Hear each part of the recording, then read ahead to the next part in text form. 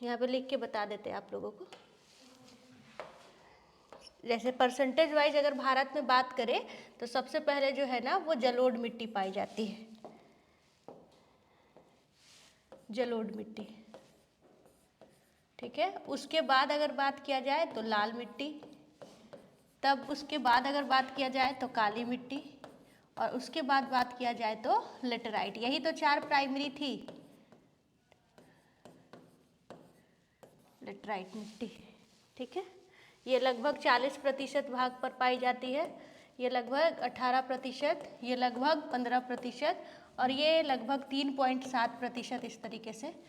ये भी 15, ये सब लगभग में है। जैसे 15.3% होता है, ठीक है, 16.6% होता है, लेकिन आगे यही दिखाई देगा। ये सब क्या है, लगभग, ये सब क्या है, लगभग का डाटा है।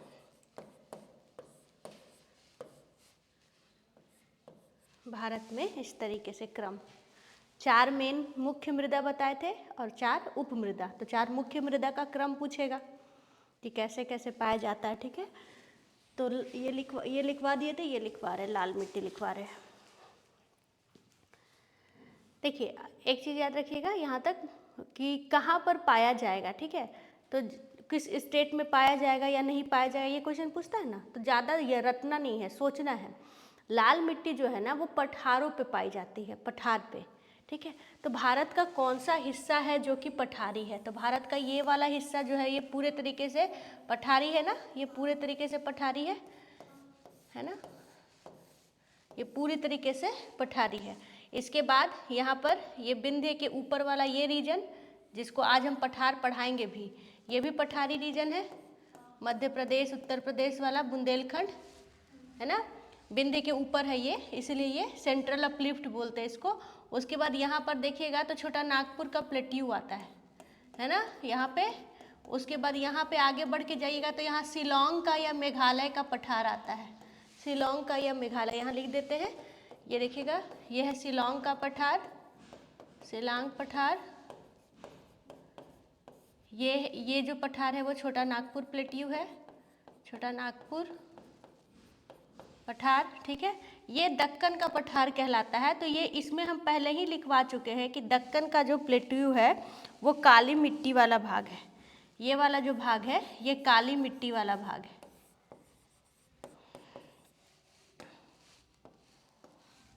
ये काली मिट्टी वाला भाग है, ठीक है। इसके अलावा भी ये जितना बच गया ये सब कौन सा हो जाएगा, ये सारा भाग जो कौन सा हो जाएगा, ये सब लाल मिट्टी वाला हो जाएगा, लाल मिट्टी, ठीक है। ये सब भाग जो है वो लाल मिट्टी वाला हो जाएगा। तभी तो दूसरा सर्वाधिक बोला जा रहा है ना, ये भी लाल मिट्टी हो जाएगा, ये भी लाल मिट्टी हो जाएगा, ठीक है। तो लाल मिट्टी ये सब हो जाएगा, लाल मिट्टी ये सब हो जाएगा, ठीक है। शिलोंग का पठार में लेटराइट मिट्टी, और वेस्टर्न घाट जहाँ पर बारिश ज़्यादा होता है यहाँ लेटराइट मिट्टी पाई जाती है। कल पिछली बार हम ना फिगर बना करके आप लोग को बताए थे, आज तो लिखवा रहे हैं तो सब वापस से थोड़ा थोड़ा आएगा। ये शिलोंग का पठार, यहाँ मेघालय में भी कैसा है, लेटराइट मिट्टी, लेटराइट मिट्टी। तो पिछले बार वाला पढ़ाए समझाए थे, आज कनेक्ट कर करके लिखना है, ठीक है। तो लाल मिट्टी जो है ना पूछेगा ना किस राज्य में है, तो याद रखना है राज्य, ठीक है, राज्य पूछ रहा है ना।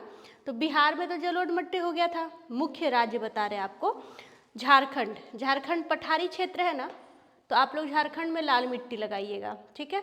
उसी तरीके से तमिलनाडु, तमिलनाडु पठारी क्षेत्र है, आंध्र प्रदेश पठारी क्षेत्र है ना, छत्तीसगढ़, उड़ीसा, ये सब क्या है, पठारी क्षेत्र है, सब पे पठार है। उड़ीसा में जाइए, छत्तीसगढ़ में जाइएगा, दंडकारण्य का पठार मिल जाएगा, है ना, उड़ीसा और छत्तीसगढ़ के पास। उसके बाद राजमहल का पहाड़ी के बाद जितना, राजमहल पहाड़ी के बाद जितना एरिया है सब पठारी भाग मिल जाएगा।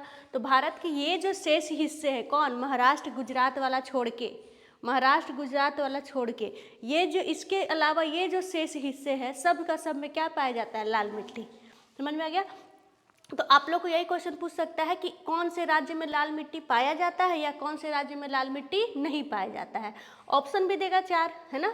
तो ऑप्शन कैसे बनाएगा, एक और राज्य जैसे कि जलोढ़ मिट्टी का बता दिए थे, ये वाला याद रखिएगा, जलोढ़ मिट्टी का कोड बताए थे, है ना, कि कौन से राज्य में जलोढ़ मिट्टी पाया जाता है। तो एक कोड बताए थे बापू, है ना, बापू, बापू सभागार, है ना। बिहार, बंगाल, जलोढ़ मिट्टी कौन कौन से जगह पर पाया जाता है? Bihar, Bengal, Assam, some region of Assam, पूरा नहीं लेकिन ब्रह्मपुत्रा वाला रीजन असम, ठीक है ना, क्योंकि लेटराइट मिट्टी असम में भी देखने को मिलेगा। पश्चिम बंगाल, ये पी है ना, पंजाब, पंजाब, पश्चिम नहीं, देखिए यहाँ बंगाल पहले ही लिख चुके हैं, तो पी फॉर पंजाब, यू से उत्तराखंड की उत्तर प्रदेश, उत्तर प्रदेश, उत्तर प्रदेश है ये, जहाँ जहाँ गंगा दिखाई दे रही है, जहाँ जहाँ सिंधु दिखाई दे रही है, जहाँ जहाँ आपको ब्रह्मपुत्रा दिखाई दे रही है, वहाँ कौन सी मिट्टी पाई जाएगी? जलोढ़ मिट्टी पाई जाएगी, ठीक है। तो ऑप्शन जब भी देखिएगा ना एग्जाम में, जो क्वेश्चन होता है हमेशा ऑप्शन से पकड़िएगा। जैसे क्वेश्चन हम बनाए कि लाल मिट्टी कहाँ पाई जाती है, लाल मिट्टी कहाँ पाई जाती है, अगर हम ये क्वेश्चन बना दिया आपके लिए, पाई जाती है, अगर ये क्वेश्चन हम बना दिया आपके लिए, तो मेरा क्या होगा, मेरा ये जिम्मेवारी बनेगा कि 3 क्वेश्चन हम क्या दें, इधर उधर से दें, और एक ऑप्शन जो क्या दे, वो लाल मिट्टी से दे, है ना, एक ऑप्शन जो है वो लाल मिट्टी से दे। तो हमको क्या करना होगा, इसी में से घुमाना होगा। जैसे एक ऑप्शन बनाए हम पंजाब, 3 गलत बनाना ही बनाना है। इसीलिए कहते हैं कि वन टाइम एग्जाम, जो वनडे एग्जाम होता है, वो इजी होता है। पता है क्यों? ऑप्शन जो है ना, आपके पास आंसर जो है ना, आपके ऑप्शन में ही कहीं छुपा रहता है। अगर आपको बहुत अच्छे से नहीं भी आता है तो भी आप उसको निकाल ले जाएंगे, अगर आप अच्छे से पेशेंसली एग्जाम में बैठे हैं तो, बिना हड़बड़ाए इधर उधर किए हुए, ठीक है। एक तो होता है नॉलेज, दूसरा होता है IQ, सूझबूझ, ठीक है। तो मेरा मजबूरी क्या है कि जब हम पूछ रहे हैं लाल मिट्टी कहाँ पाई जाती है भारत में, तो मेरा ऑप्शन क्या होना चाहिए, 3 गलत और 1 सही, ठीक। तो हमको क्या मजबूरी है, 3 गलत बनाने का। जैसे पंजाब बना दिए, हिमाचल प्रदेश बना दिए, है ना, अरुणाचल प्रदेश बना दिए, और तब जा करके हमें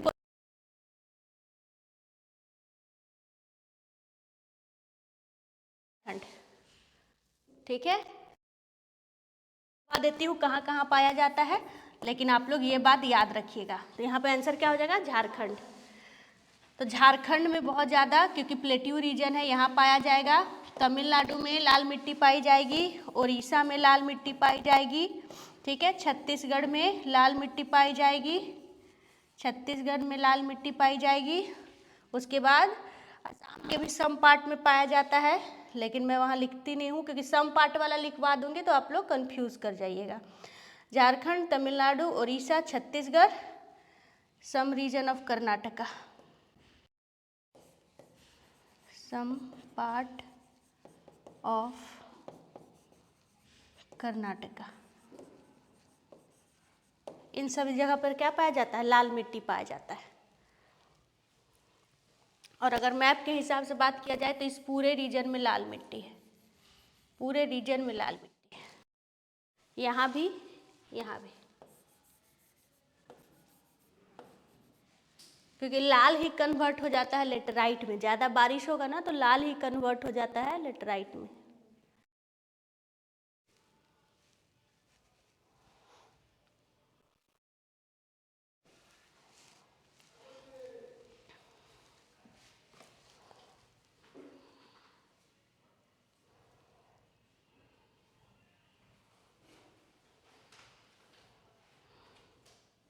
आज साल का आखिरी दिन आप लोग के लिए, है ना,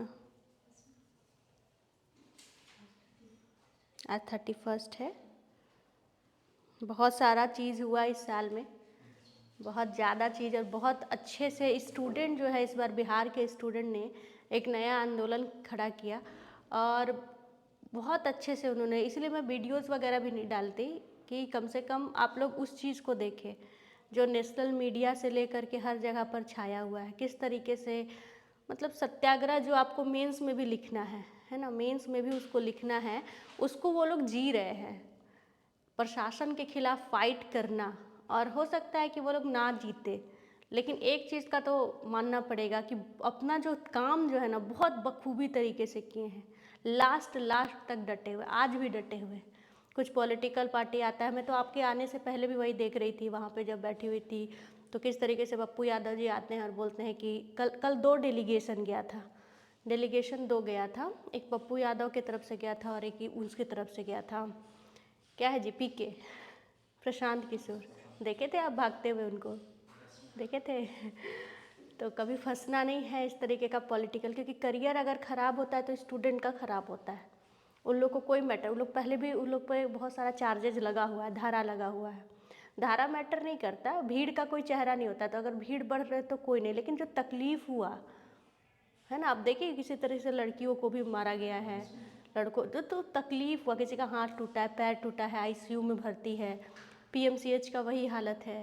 तो वो जो तकलीफ़ हुआ वो तो पर्सनली इंडिविजुअल आदमी को हुआ ना, बाकी तो लोग घर में बैठे हुए हैं। तो हम ये नहीं कह रहे कि आंदोलन नहीं करना है, लेकिन प्रशासन के खिलाफ लड़ना थोड़ा कष्टकारी हो सकता है।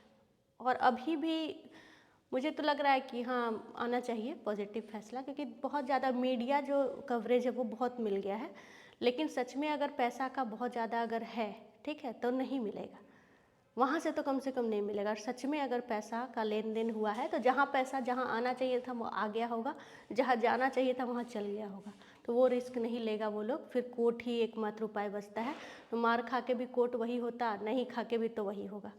प्रूफ दीजिए, कोर्ट रद्द करेगा, नहीं दीजिए ख़त्म हो जाएगा मामला। इसीलिए शायद जुडिशियरी पे उतना विश्वास नहीं है, क्योंकि चांसेस जो है 50-50% का होता है। और बच्चे प्रूफ कहाँ से लाएंगे? बच्चे तो सिर्फ एलिगेशन लगा सकते हैं। और ये भी सच्चाई है कि 912 सेंटर जो था उससे ज़्यादा कुछ मिला नहीं। हो सकता है टाइम कम मिलने वाला बात है ना, तो जानते हैं आप हर एग्ज़ाम में ऐसा होता है, हालांकि गलत तो है लेकिन हर एग्ज़ाम में होता है, क्योंकि मेनमेट प्रणाली कितना खींचेगा। अब हम ही को आप बोल दीजिए क्वेश्चन बांट दो, ऐसे ही ना टीचर्स लोग होते हैं, तो जाहिर सी बात है कि मेरा जो स्पीड होगा, थोड़ा सा टीचर्स को भी दिमाग चलाना चाहिए कि बच्चे जब 1 घंटा पहले से आप बुला के 2.5 घंटा पहले बुलाया जाता है सेंटर पे, जब 11 बजे के बाद ना कोई आ सकता है ना जा सकता है, तो जो 1 घंटा मिला एटलीस्ट उस समय OMR शीट बांट दो, है ना, बायोमेट्रिक्स करवा लो, साइन करवा लो, तो एटलीस्ट हमें 2 घंटा तो मिलेगा कि क्वेश्चन पढ़ करके और ये कर सके, OMR फिल कर सके। एक चीज़ और अगर ध्यान देना चाहिए कमीशन को, आप टीचर वाला में जाइएगा ना, टीचर का जो एग्ज़ाम होता है उसमें 2.5 घंटा समय दिया जाता है, 2.5 घंटा समय दिया जाता है। और या तो आप 2.5 घंटा का समय कर दो अगर आपको 150 क्वेश्चन लेना है तो, क्योंकि बायोमेट्रिक्स ध्यान बंटता है, या आप 100 नंबर UPSC पैटर्न पे कर दीजिए, 120 क्वेश्चन कर दीजिए आप। रंगने में समय जाता है, आप लोग तो अभी बहुत बच्चे हो, आप लोग अभी एग्ज़ाम देंगे तो आपको पता चलेगा। रंगने में 20 में अगर अच्छे से नहीं रंगिएगा तो इधर का उधर रंगा जाएगा, है ना। छोटे छोटे डॉट्स, इस बार का OMR शीट और बेकार था, छोटे छोटे डॉट्स बना करके दिए गए, आप ध्यान नहीं दीजिएगा तो क्वेश्चन नंबर B रंग रहे, पता चला C रंग आ गया, या B में ही 2 रंग आ गया, वो तो काउंट नहीं होगा ना। और एक मार्क्स जो है आपको बाहर करने के लिए काफ़ी है, शायद यही लड़ाई है कि 5 नंबर भी अगर बढ़ता है, 5 नंबर भी अगर आपको ओवरऑल बढ़ जाता है 18,000 बच्चों से, क्योंकि 12,000 तो उस दिन प्रेजेंट था, बापू सभागार का कैपेसिटी 18,000 का है, और जो रिज़ल्ट आना है वो है 2,000, है ना। तो वो लड़ाई है, वो लड़ाई लड़ रहा है सब कि अगर 5 नंबर भी 6 नंबर भी बढ़ जाता है कट ऑफ, बहुत सारे लोग, बहुत जेन्युइन कैंडिडेट बाहर हो जाएंगे। या ये भी बात है, जो 12,000 वाला सब दे रहा है इस बार, 18,000 जो भी है एब्सेंट, क्योंकि जो एब्सेंट था दोबारा आएगा, ठीक है। तो ये भी कंसर्न है कि इस बार क्वेश्चन इजी नहीं रहेगा। इतना थू हुआ है BPSC के क्वेश्चंस को लेकर के कि इस बार का जो क्वेश्चन है ना उसको जान के टफ करना है, फिर वो 12,000 को दिक्कत होगा। अभी जो नहीं आ रहा है ना, क्योंकि हम तो 2-3 न्यूज़ चैनल ना अपना पोलिंग कर रहा है कि इतने बच्चे चाहते हैं कि री एग्ज़ाम हो, तो उस पर 96% का आ रहा है पोलिंग, 96% री एग्ज़ाम के तरफ है। अब भीड़ देख लीजिए, जेन्युइन भीड़ है। पॉलिटिकल पार्टी उतना भीड़ लाएगा ना, लाखों का खर्चा करना पड़ेगा उसको। जो वहाँ खड़ा है, बारिश जैसा जो पानी तो 10 डिग्री सेंटीग्रेड हो जाता है बिहार में रात में, उस स्पीड में ठंडे पानी का बौछार में जो सब खड़ा है न, भीड़ छितर बितर हो जाता है। जो पैसा लेके भीड़ आता है ना वो भाग जाता है, पहली बात वो। दूसरी बात कि 12-13 दिन 14वां दिन है, इतना दिन लड़ाई लड़के उतना पैसा करोड़ों रुपया खर्चा करना पड़ता। तो सरकार को तो ये समझ जाना चाहिए था कि अब तो स्टूडेंट ही है, ये तो स्टूडेंट है। पहला बात जो वो कह रहा था कि मुट्ठी भर का लोग है, नहीं करेंगे री एग्ज़ाम, ये वाला तो, ये तो बात खत्म हो गया ना, मुट्ठी भर तो लोग नहीं है, मुट्ठी में नहीं अट नहीं पाएगा मुट्ठी में बीपीएससी का। बिहारी घुसाएगा तो बीपीएससी का गेट अपने घर ले जाएगा कबाड़ के, वो बस थमा हुआ है। कल हम एक बच्चे से बात कर रहे थे तो कह रहा था कि गया यूनिवर्सिटी में मगध में कि आप लोग हमें कॉल कीजिए। अग्निवीर का हालत देखे थे, उन लोग को कॉल होगा तो फिर वही होगा। गया औरंगाबाद का लोग आएगा, रोहित सर औरंगाबाद के हैं, रोहित सर जो पहला दिन पिटाए थे ना औरंगाबाद के हैं, तो गुस्साया हुआ है सब। जो देखिए 38 जिला के बच्चे मार खा चुके हैं, 38 जिला का बच्चा कोई ना कोई मार खा चुका है, ठीक है। तो उस पूरे जगह को प्रभावित कर रहा है ना।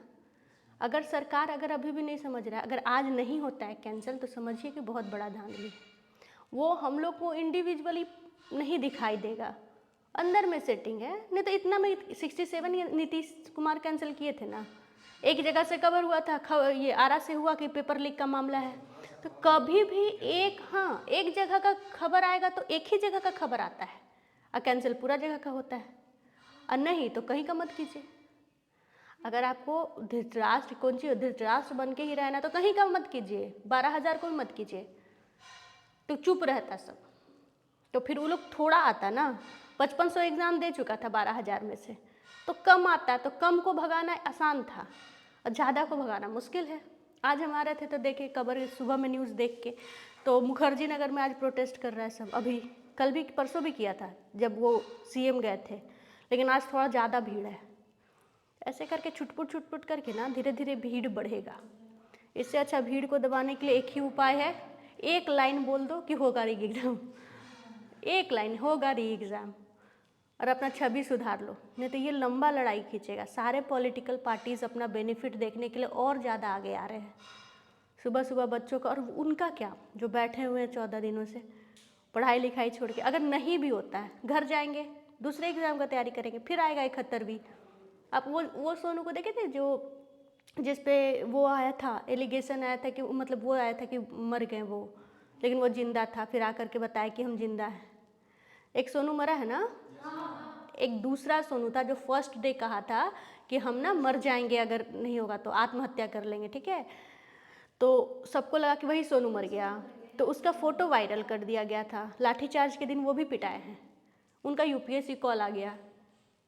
तो जो स्टूडेंट भी मेरिट वाले हैं वो रुकेंगे नहीं, वो कहीं ना कहीं अब यूपीएससी कॉल आ गया उनका, भगवान करे इंटरव्यू में हो जाए, यूपीएससी इंटरव्यू का कॉल आ गया तो चले जाएंगे। उसी तरीके से सत्यम भाई जो है, वो सब लोग बहुत मेरिट वाले हैं, बहुत पढ़े लिखे हैं। ऐसा नहीं है कि वो जो 50 नंबर और 40 नंबर ला करके वहाँ बैठा हुआ है। वो लोग जब बात करेगा ना, तो आप उनके बातों से देखिएगा कि वो लोग अच्छे खासे अच्छे से पढ़े हुए इंसान हैं। हम तो खैर बहुत ज़्यादा लाइमलाइट में नहीं आना चाहते हैं, नहीं तो आप देखिए उन लोग को फंडामेंटल राइट्स, मौलिक अधिकार और ये सब मुंह पे याद है भाई।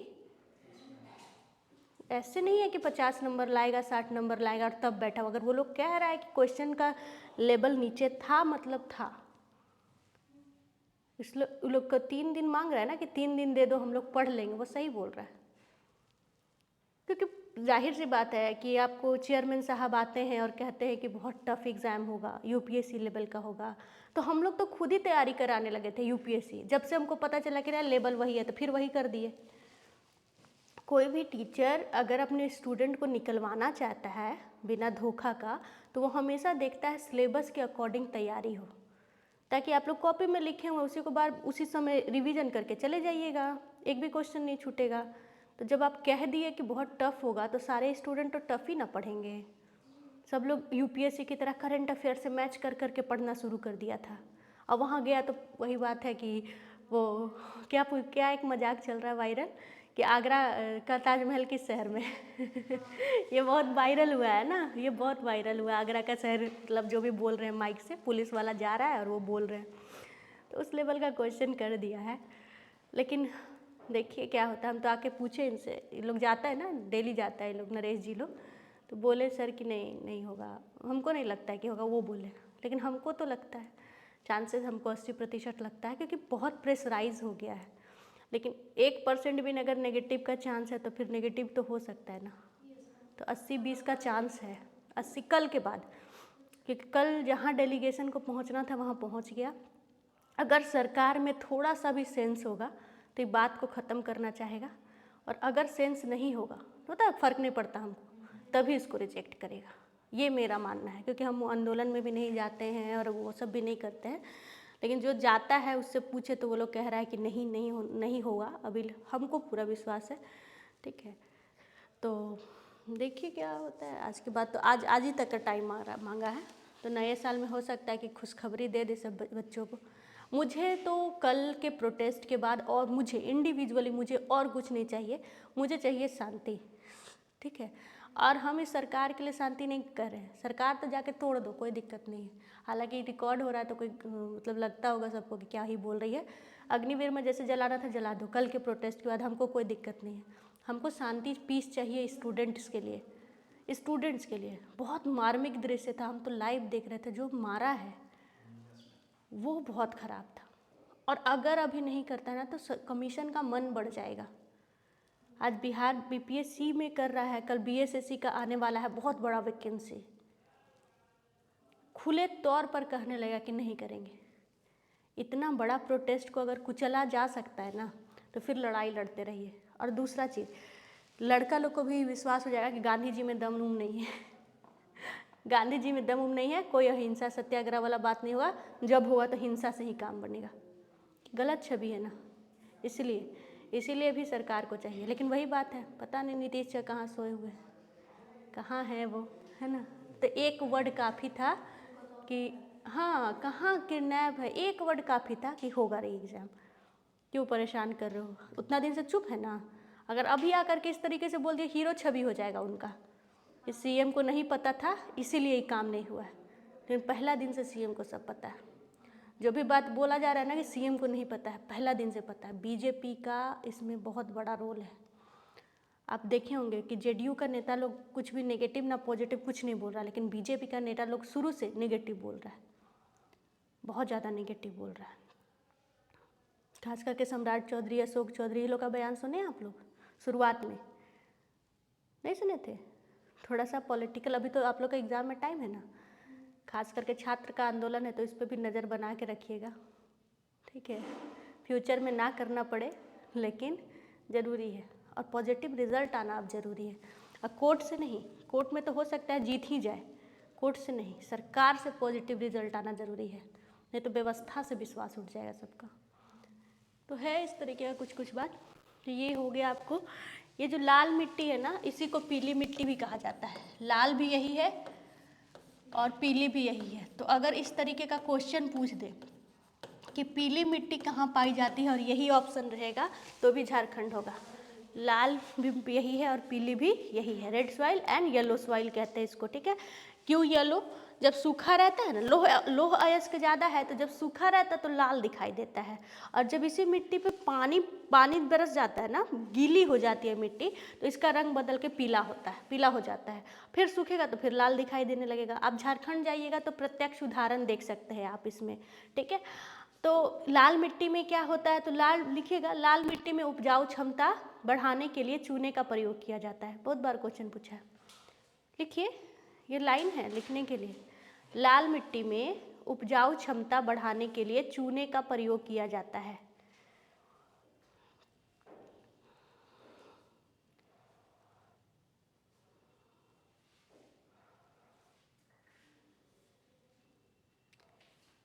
यह अम्लीय प्रकृति की एसिडिक नेचर की मिट्टी है।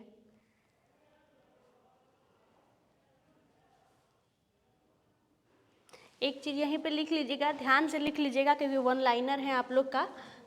हाँ, कि अगर कोई मिट्टी अम्लीय होगी तो उसमें उपजाऊ क्षमता बढ़ाने के लिए, उपजाऊ क्षमता बढ़ाने के लिए, इंक्रीज करने के लिए, बढ़ाने के लिए चूने का प्रयोग होता है, चूने का प्रयोग।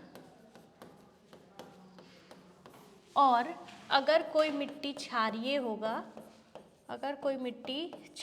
होगा, तो इसके उपजाऊ क्षमता को बढ़ाने के लिए जिप्सम का प्रयोग होता है।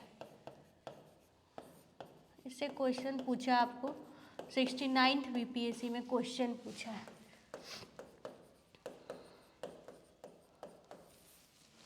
ये वाला क्षारीय वाला क्वेश्चन पूछा है। उपजाऊ क्षमता बढ़ाने के लिए, इंक्रीज करने के लिए जिप्सम का प्रयोग होता है।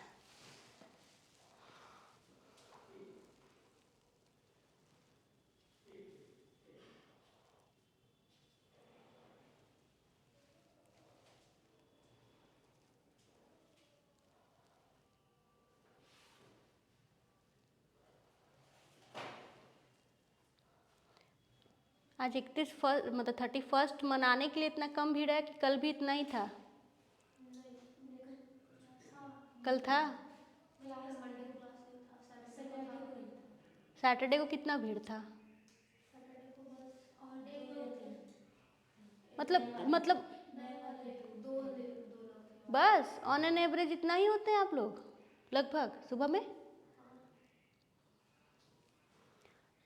कोई बात नहीं, आप लोग बस रहेंगे, लेकिन ठीक है अच्छे से लिखिए, इसलिए हम धीरे धीरे करके लिखवा रहे हैं। उस दिन भी हम लिखवाते ही, लेकिन पता चला कुछ नए बच्चे हैं तो इंट्रोडक्शन बता दो आज भर, तो मैंने कहा ठीक है, रिकॉर्डिंग में नहीं हो रहा था।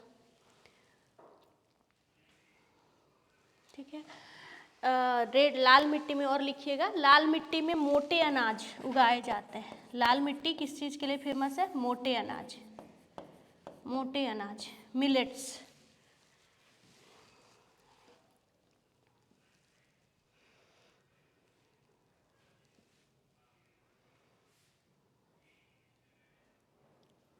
और कमी तो उसी दिन लिखा दिए थे कि सारे मिट्टी में ही हाइड्रोजन, फास्फोरस और नाइट्रोजन की कमी पाई जाती है। उस दिन लिखाए थे काला जल हफाना कोड में, हो गया वो। चलिए अब लिखा है लेटराइट मिट्टी, अब लिखेंगे लेटराइट मिट्टी।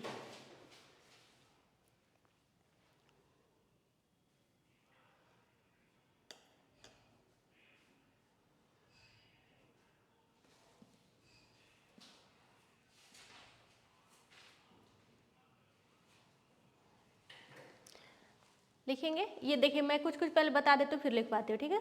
जब लाल मिट्टी पे बारिश ज़्यादा होता है, ऐसा जगह जहाँ पर बारिश बहुत ज़्यादा होता है और बहुत ज़्यादा तापमान भी रहे, जब ये दोनों ही कंडीशन रहेगा तो लाल मिट्टी ही बदल करके लेटराइट मिट्टी बन जाता है। ठीक है, लेटराइट मिट्टी जो है वो लैटिन का शब्द से बना हुआ है, सब कुछ हम लिखवा देंगे, अभी समझा रहे हैं। लैटिन वर्ड से बना हुआ है जिसका मतलब होता है ईटा, ब्रिक्स। ठीक है, क्योंकि जब बारिश होती है ना तो ये कीचड़ की तरह हो जाता है, ये मिट्टी का गुण है, और जब सूखता है तो ये ईंट की तरह कठोर हो जाता है, ईंट की तरह कठोर हो जाता है। ठीक है, तो इसीलिए लेटराइट जो है वो का मतलब ही होता है ईटा, लैटिन में मतलब ही होता है ईंट। तो पूछता है, उसके बाद देखिए मिट्टी क्या है, परत दर परत है, परत दर परत है। हेवी जब बारिश होगी तो ये जो ऊपर में जो उपजाऊ क्षमता के लिए फास्फोरस, नाइट्रोजन, ये सब जो पाया जाता है, मिनरल्स जिसको कहते हैं, वो क्या होता है कि मिट्टी के निचले लेयर में चला जाता है। ठीक है, और ऊपर सिर्फ कठोर मेटेलिक पार्ट जो हेवी मटेरियल्स है, जैसे लाइक आयरन है ना, जो मेटल्स होते हैं वो पाया जाता है, जिसके वजह से ही ये जो मिट्टी है ये उपजाऊ नहीं होती, बिल्कुल भी इसकी उपजाऊ क्षमता क्या होती है, कम होती है। हम लाइन में लिखवा देंगे, ठीक है, अभी समझिए। और इसलिए कठोर भी होती है, उपजाऊ क्षमता भी कम होती है। तो अब क्या करते हैं किसान कि फर्टिलिटी, आप जानते हैं कि भारत तो किसानों का देश है ना, तो कहीं ना कहीं कोई ना कोई किसानी तो करेगा ही करेगा। तो इस मिट्टी में ना काजू की खेती बहुत अच्छा होता है, तो ये क्वेश्चन पूछता है काजू का खेती। चाय का जो बागवानी कृषि जिसको कहते हैं, बागवानी कृषि का मतलब पता है ना, लैंड एक जैसा लैंड पे, एक जैसा लैंड पर एक ही फसल लगा देना बागवानी होता है। जैसे चाय का बागवानी, केला का बागवानी, लीची का बागवानी, सुने ना, बिहार के लिए एग्जाम्पल केला, हाजीपुर वाला एरिया में, या मुजफ्फरपुर वाला बागवानी, आम, मतलब एक ही जैसा फसल को लगा देना बागवानी कृषि कहलाता है। ठीक है, तो जैसे चाय लगा दिया, मसाला लगा दिया, इलायची लगा दिया, है ना, उसके बाद आपको कॉफ़ी लगा दिया, कॉफ़ी का प्लांटेशन कर दिया, आपको काजू का प्लांटेशन कर दिया बहुत दूर दूर तक, तो ये सब बागवानी कृषि का एग्जाम्पल है। तो यहाँ पर लेटराइट मिट्टी में बागवानी कृषि बहुत अच्छा होता है। तो आप अब जब इतना बोल दिए तो ये तो सोच सकते हैं ना कि जहाँ चाय वहाँ लेटराइट होगा, ऐसे तो सोच सकते हैं। जहाँ काजू वहाँ लेटराइट होगा, जहाँ इलायची वहाँ लेटराइट होगा। तो भारत में मसालों का राज्य केरल को कहते हैं ना, और इस वाले एरिया में जो हेवी रेनफॉल होता है, ये जो वेस्टर्न घाट वाला एरिया है, तो इस बोले थे ना कि जब बारिश इस तरीके से आएगा तो इस वाले जगह पे बहुत हेवी रेनफॉल होगा, तो यहाँ पर लेटराइट मिट्टी होगा ना, मिट्टी के हिसाब से यहाँ लेटराइट हो जाएगा। उसी तरीके से यहाँ पर जो शिलोंग का पठार यहाँ पर बनाए थे, यहाँ पर भी तो दुनिया का सबसे ज़्यादा बारिश होता है, मेघालय वाला, तो ये भी मिट्टी कन्वर्ट होकर क्या हो गया होगा, लेटराइट हो गया होगा। तो जब लाल मिट्टी ही कन्वर्ट होकर लेटराइट बनता है, तो जहाँ प्लेट्यू हो और जहाँ हेवी रेनफॉल और बहुत ज़्यादा धूप हो, ठीक है, गर्मी भी ज़्यादा हो और बारिश भी ज़्यादा हो, तो वहाँ पर कन्वर्ट होकर के लेटराइट होगा, ठीक है। तो इसलिए भारत का 3.7% हिस्सा पे पाया जाता है, क्योंकि कहीं कहीं पे ही ना बारिश हो रहा है, इस वाले इलाका में, इस वाले इलाका में, तो कन्वर्ट धूप जरूरी है ना। तो बस इसी चीज़ को हम लोग क्या करते हैं, लिख लेते हैं लाइन बाय लाइन करके। तो लिखिए, लेटराइट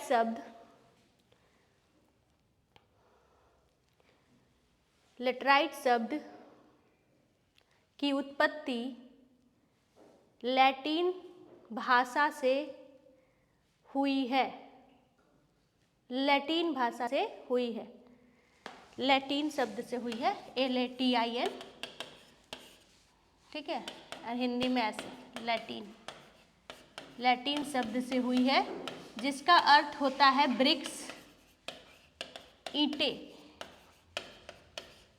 ब्रिक्स या ईंटे। यह भारत के 3.7% भूमि, यह भारत का 3.7% भूमि है।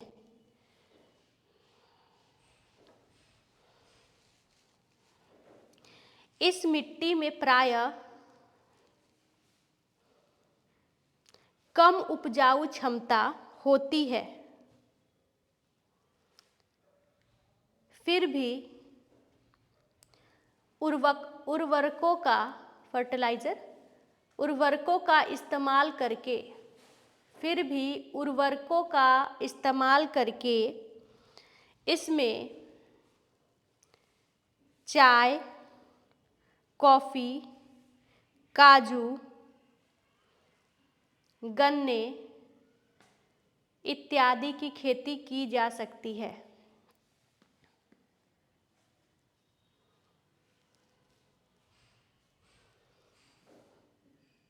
यह मिट्टी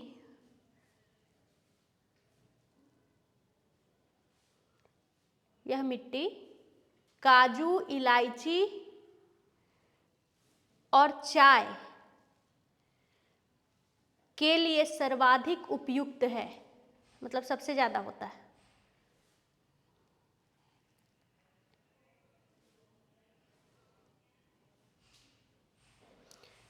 केरल, तमिलनाडु और आंध्र प्रदेश में,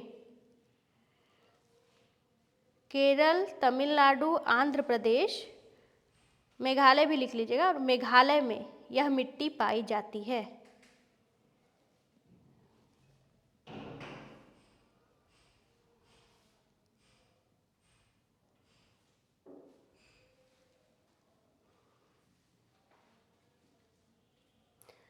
लेटराइट मिट्टी के लिए निष्क्षालन विधि, निष्क्षालन ये विधि है, ठीक है, निष्क्षालन विधि का प्रयोग कर उपजाऊ क्षमता बढ़ाया जा सकता है, बढ़ाया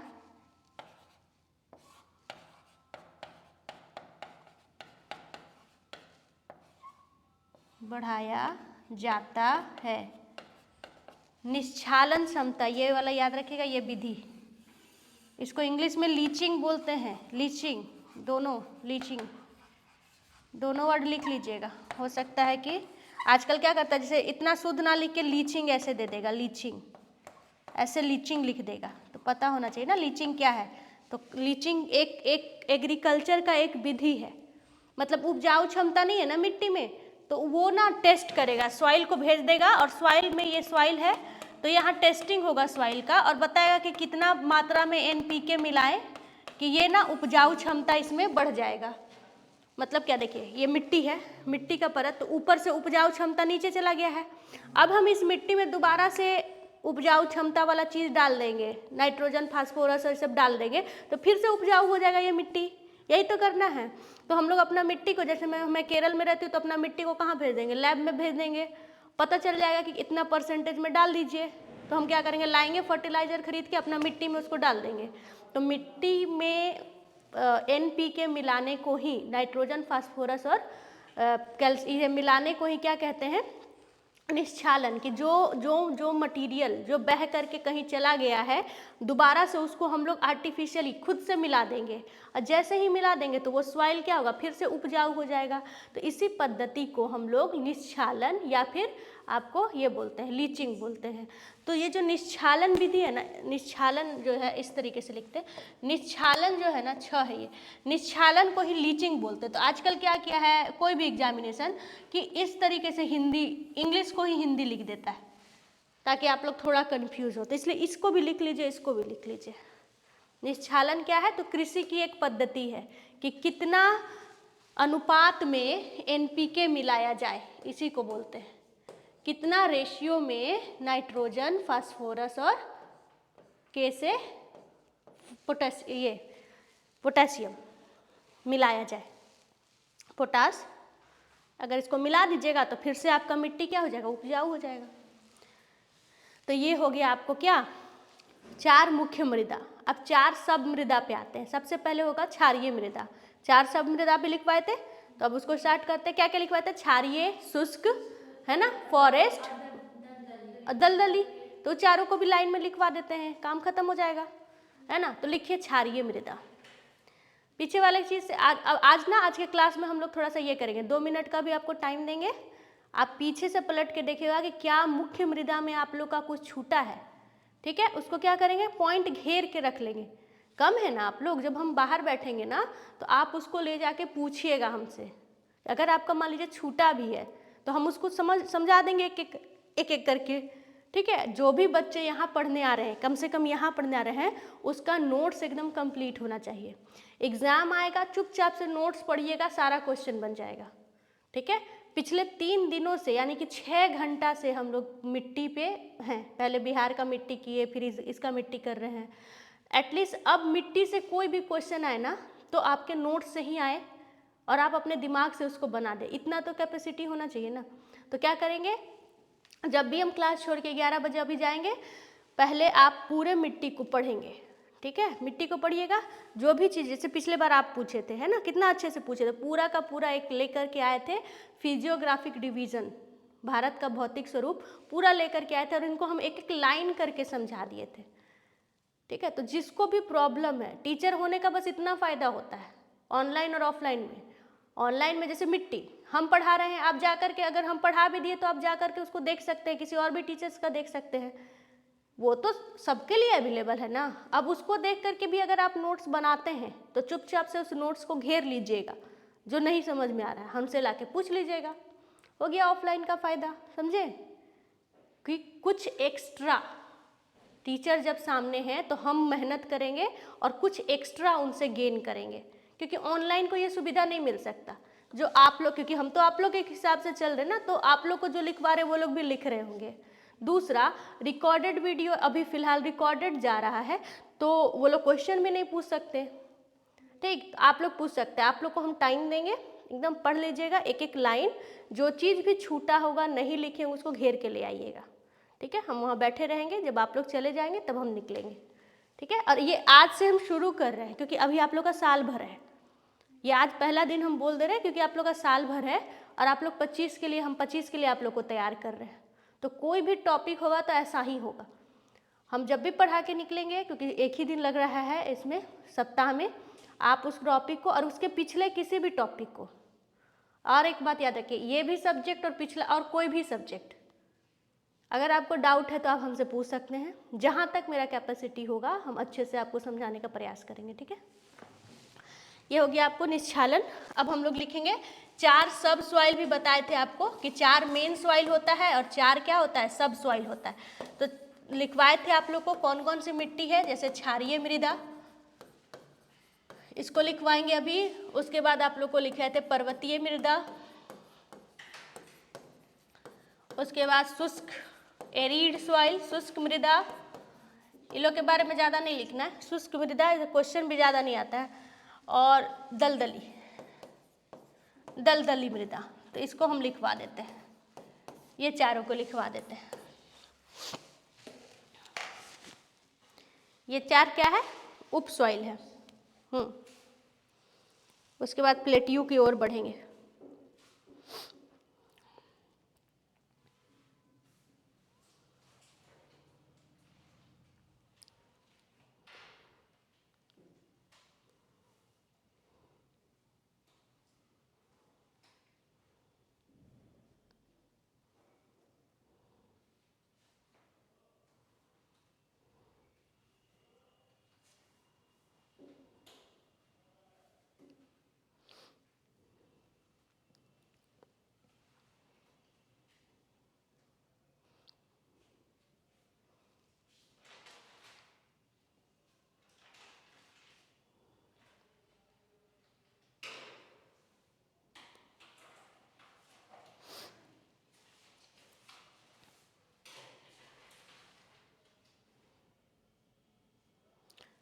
लिखे क्षारीय या सलाइन, क्षारीय को ना, क्षारीय को कहते हैं लवणीय भी, सलाइन सॉइल भी बोलते हैं, लवणीय। क्षारीय को क्या बोल देते हैं, लवणीय। तो थोड़ा सा पहले समझते हैं कि लवण कहाँ कहाँ से आ सकता है, ताकि हम लोग मैप पे ना इसको ज़्यादा ध्यान दे सके। देखिए, जब भी बहुत ज़्यादा इरिगेशन हो जाए, जब भी मिट्टी का, कोई भी मिट्टी हो, उसमें आप बहुत ज़्यादा इरिगेशन कर देंगे, पानी का सप्लाई अगर बहुत ज़्यादा कर दीजिएगा ना, तो मिट्टी के पोषक तत्व वहाँ से चले जाते हैं, बह जाते हैं मिट्टी के पोषक तत्व, और बच जाता है बहुत ही कंकरीली पथरीली इस तरीके की मिट्टी। तो जैसे नमक की मात्रा ज़्यादा हो जाएगी, मिट्टी में नमक की मात्रा पाई जाती है, पता है आपको। तो मिट्टी में अगर अपरदन हो गया, तो मिट्टी ना लवणीय हो जाती है। जैसे कि पंजाब हरियाणा का मिट्टी, यहाँ का जो मिट्टी है ना, आप जानते हैं ग्रीन रेवोल्यूशन की वजह से वहाँ की मिट्टी सलाइन नेचर की हो गई है। जबकि पंजाब की मिट्टी की अगर मुख्य प्रकार की बात करें तो वहाँ पर कौन सी मिट्टी पाई जाती है, जलोढ़, है ना। लेकिन इसी जलोढ़ में क्या किए हम लोग कि ज़्यादा फसल उगाने के लिए बहुत ज़्यादा पानी का सप्लाई, इरिगेशन, क्योंकि जब भी हाई यील्डिंग वैरायटी के सीड्स को अगर हम लोग डालेंगे तो उसमें जो है ना, उसमें आपको फर्टिलाइज़र भी ज़्यादा इस्तेमाल करना पड़ेगा और पानी भी बहुत ज़्यादा लगता है। तो जब भी इस तरीके का चीज़ होगा ना, पानी ज़्यादा कीजिएगा तो मिट्टी का जो ऊपरी परत होता है ना, पोषक तत्व वाला, हट जाता है, वहाँ से हट जाता है। तो ज़्यादा इरिगेशन की वजह से हट जाएगा। तो पंजाब और हरियाणा का कुछ जगह जो खेती वाला जगह है, वहाँ की मिट्टी क्षारीय हो गई है। वहाँ की मिट्टी, वहाँ का खाना, वहाँ का लोग कैंसर से ज़्यादा पीड़ित होते हैं। ग्रीन रिवोल्यूशन को हटा करके एवर ग्रीन रिवोल्यूशन की बात की जा रही है, या फिर आप कहिएगा कि आपको इसको बिना फर्टिलाइज़र की खेती की बात की जा रही है ना, कि बिना, सेकेंड जो ग्रीन रेवोल्यूशन आया है उसमें क्या बोल रहा है कि भूमि जो है, मतलब बिना फर्टिलाइज़र का ये कीजिए, पुराने तरीक़ों से खेती किया जाए, जैविक कृषि जो है उसको फिर से अपनाया जाए, क्योंकि फर्टिलाइज़र कम होगा, क्योंकि फर्टिलाइज़र ज़्यादा यूज करने से वो जो प्रोडक्ट है उसको खाएंगे ना, तो बहुत तरीके के बीमारी हो जाएगा। आपको पता है बिहार के लोग, देखिए, ज़्यादा कैंसर का जो प्रॉब्लम होता है, देखिएगा पंजाब हरियाणा में बहुत ज़्यादा होता है। और पूरा का पूरा ग्लोबलाइज्ड होने की वजह से वही चीज़, वही गेहूँ तो हम लोग भी खा ले रहे हैं। देखते हैं, वो बड़े बड़े किसान होते तो वही लोग क्या करते हैं, हम लोग आशीर्वाद आटा खाएंगे, पैकेट वाला आटा, बिहार का गेहूँ पिसवा के नहीं खाएंगे, तो नहीं खाएगा तो बीमार होइए। हर चीज़ का तो प्लस माइनस, मतलब प्रोज एंड कॉन्स दोनों है ना, पॉजिटिव नेगेटिव दोनों इफेक्ट पड़ता है। तो जो बच्चे, जैसे आप लोग खेतीहर परिवार से आते हैं, देखिए घर का ही खाना खाते हैं, घर का ही गेहूँ उठा के ले आते हैं, चावल, आप लोग कम बीमार पड़ेंगे। और जैसे जो खेतीहर नहीं है, जैसे हम लोग का परिवार खेतीहर नहीं है, हम लोग पैकेट फूड बहुत ज़्यादा यूज़ करते हैं, मतलब आटा भी हो तो पैकेट वाला यूज़ कर ले, देखिएगा हम लोग का इम्यून थोड़ा ख़राब रहेगा आप लोग की अपेक्षा, ठीक है। तो ये सब क्या है, खाना जो क्या हम लोग इनटेक कर रहे हैं उसी के हिसाब से आउटकम भी रहता है। है ना। तो इस तरीके से सोचा जाता है। तो क्षारीय मिट्टी हो जाता है जहाँ की मिट्टी जिस तरीके से बहुत ज़्यादा इरिगेशन आप मतलब बहुत ज़्यादा आप पानी कीजिएगा तो ऊपर का परत चला जाता है, तो मिट्टी वाला हो जाता है, इसीलिए इसको क्षारीय अल्कलाइन सॉइल कहते हैं, या सलाइन सॉइल भी इसी को कहते हैं। तो इंग्लिश से तो मतलब है नहीं, तो चुपचाप क्षारीय याद रखिएगा, हिंदी में तो क्षारीय लिखिएगा ना, ठीक। तो वो याद रखिएगा। दूसरा कहाँ आ सकता है पंजाब हरियाणा के बाद से? दूसरा आ सकता है जो साइड वाला जगह है, जो भारत का जो साइड वाला जगह है, यहाँ पर जहाँ पर समुद्र से पानी जो है ना, यहाँ से समुद्र शुरू हो जाता है, तो यहाँ की जो मिट्टी होगी ना, ये भी क्षारीय होगी, ये भी नमकीन या क्षारीय होगी। आके कोस्ट से टकराएगा ना, पूरा आप जाइएगा तो वाइट कलर का रेत की तरह बिछा हुआ रहता है मिट्टी, वहाँ का वाइट की तरह नमकीनी मिट्टी, नमकीन मिट्टी। तो एक तो कौन सा जगह पर आपको मिल जाएगा, तो पंजाब हरियाणा वाला क्षेत्र में इरिगेशन की वजह से। दूसरा जो कोस्ट, समुद्र का जो कोस्ट है, यहाँ पे आपको मिल जाएगा सलाइन सॉइल। यहाँ पर क्या मिल जाएगा आपको? सलाइन सॉइल या फिर क्षारीय मिट्टी। समझ गया? अब इसके बारे में लिख लेते हैं थोड़ा सा, ये सिर्फ समझाने के लिए कि कहाँ होगा, क्योंकि कभी भी क्वेश्चन ना जगह से नहीं मिलेगा, क्योंकि देखिए ना कोस्ट पे ना पाया जा रहा है, किसी के भी कोस्ट पे पाया जा रहा है। पंजाब हरियाणा वाला जगह पे पूछ सकता है, यहाँ पे पूछ सकता है, ठीक है। तो पूछता क्या है, जब जगह नहीं पूछेगा तो क्या पूछेगा? इसके नाम पूछा जाएगा, फीचर पूछा जाएगा, कहाँ सर्वाधिक पाया जाता है ये पूछा जाएगा, ठीक है, ये सब पूछा जाएगा। तो जो पूछा जाएगा उसको लिखवा देते हैं। लिखिए क्षारीय मिट्टी और शुरू कीजिए।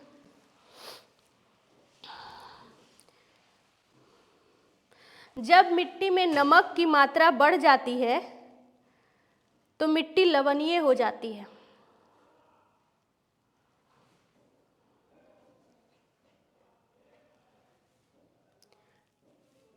खराब अपवाह तंत्र,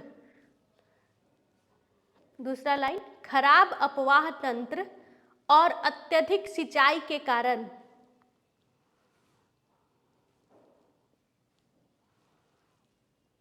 अत्यधिक सिंचाई और शुष्क जलवायु, अत्यधिक सिंचाई और शुष्क जलवायु के कारण मिट्टी क्षारीय होती है। जैसे 4 ऑप्शन दे के बोल देगा ना कि क्यों मिट्टी क्षारीय होती है, तो मिट्टी के 3 गुण के कारण क्षारीय होगा।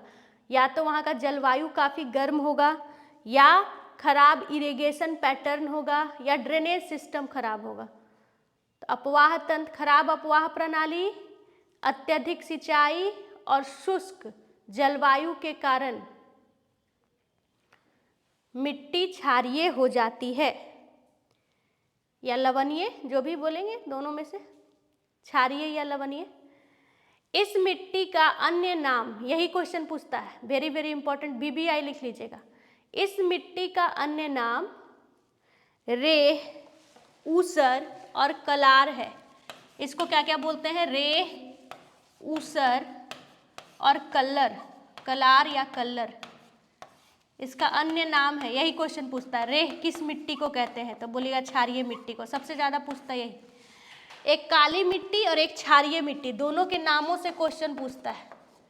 चौपान भी बोलते हैं, रेह, ऊसर, कल्लार, चौपान, चौपान भी इसी मिट्टी को बोलते हैं, ठीक है। लवणीय, लवणीय, क्षारीय, सब एक ही है। क्षारीय, नमकीन, नमकीन, सब यही मिट्टी का नाम है। देख लीजिए कितना नाम है इसका, इसीलिए नाम से जो डबल टिक है ना, इससे क्वेश्चन पूछता है। ये सब क्वेश्चन पूछा हुआ है। रेह, ऊसर, कलार, चौपान क्षारीय मिट्टी का अन्य नाम है।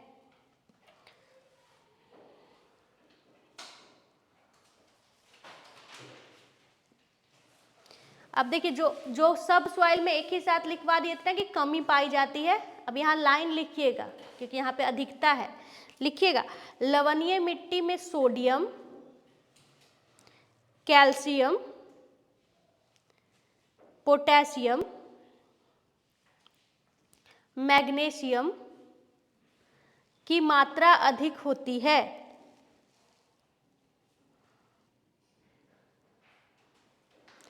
भारत में सबसे ज्यादा लवणीय मिट्टी गुजरात राज्य में पाई जाती है।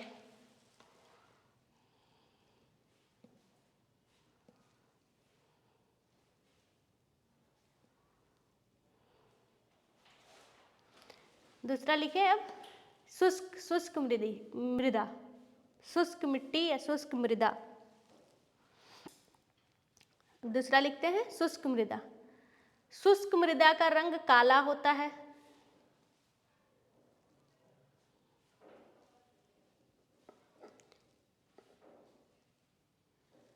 शुष्क मृदा का प्रकृति भी लवणीय होती है। ये भी सलाइनी ही होगी, शुष्क है तो। देखने में बलुई प्रकार की होती है। शुष्क है तो बालू बन जाएगा ना। शुष्क मृदा की प्रकृति, हाँ, प्रकृति लवणीय होती है, लवणीय होती है। यह मिट्टी देखने में बलुई प्रकार की हो जाती है, यानी बालू बन जाता है। ये सब क्वेश्चन नहीं रहेगा, आप अपने समझिए ना। शुष्क मृदा जहाँ पर 25 सेंटीमीटर से भी कम बारिश होगी तो देखने में बालू नहीं बन जाएगा, रेगिस्तान। तो वो इतना हल्का क्वेश्चन नहीं पूछेगा। आप लोग बस याद रखिएगा, शुष्क मृदा बोल रही है मतलब रेगिस्तान बोल रही है, बालू बोल रही है। ठीक है, ये आप लोग को याद रखना है, आप लोग का इम्पोर्टेंट है। इस मिट्टी में भी नमक की मात्रा अधिक होती है। देखते नमक बना लिए थे गांधी जी गुजरात जाके, है ना। इस मिट्टी में भी नमक की मात्रा अधिक पाई जाती है। साथ ही ह्यूमस और नमी की कमी पाई जाती है। ह्यूमस और नमी की कमी पाई जाती है।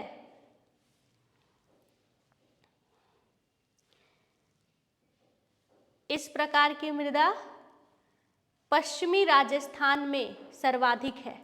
भारत में पश्चिमी राजस्थान यानी थार डिजर्ट, भारत का जो पश्चिमी राजस्थान है वहां सर्वाधिक है।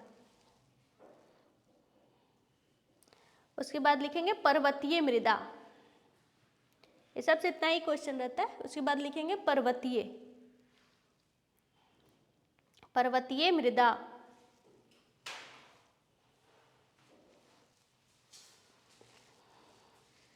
हिमालय की तराई में पर्वतीय मृदा पाई जाती है। हिमालय की तराई में पर्वतीय मृदा पाई जाती है। जहां पर्वत वही ना पर्वतीय मृदा, तो हिमालय की तराई में पर्वतीय मृदा पाई जाती है। इस मृदा में कंकड़ पत्थर अधिक मात्रा में पाए जाते हैं।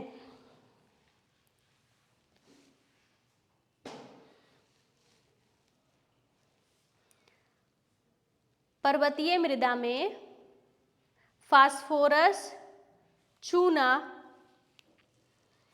और पोटास की कमी पाई जाती है। फास्फोरस, चूना और पोटास की कमी पाई जाती है।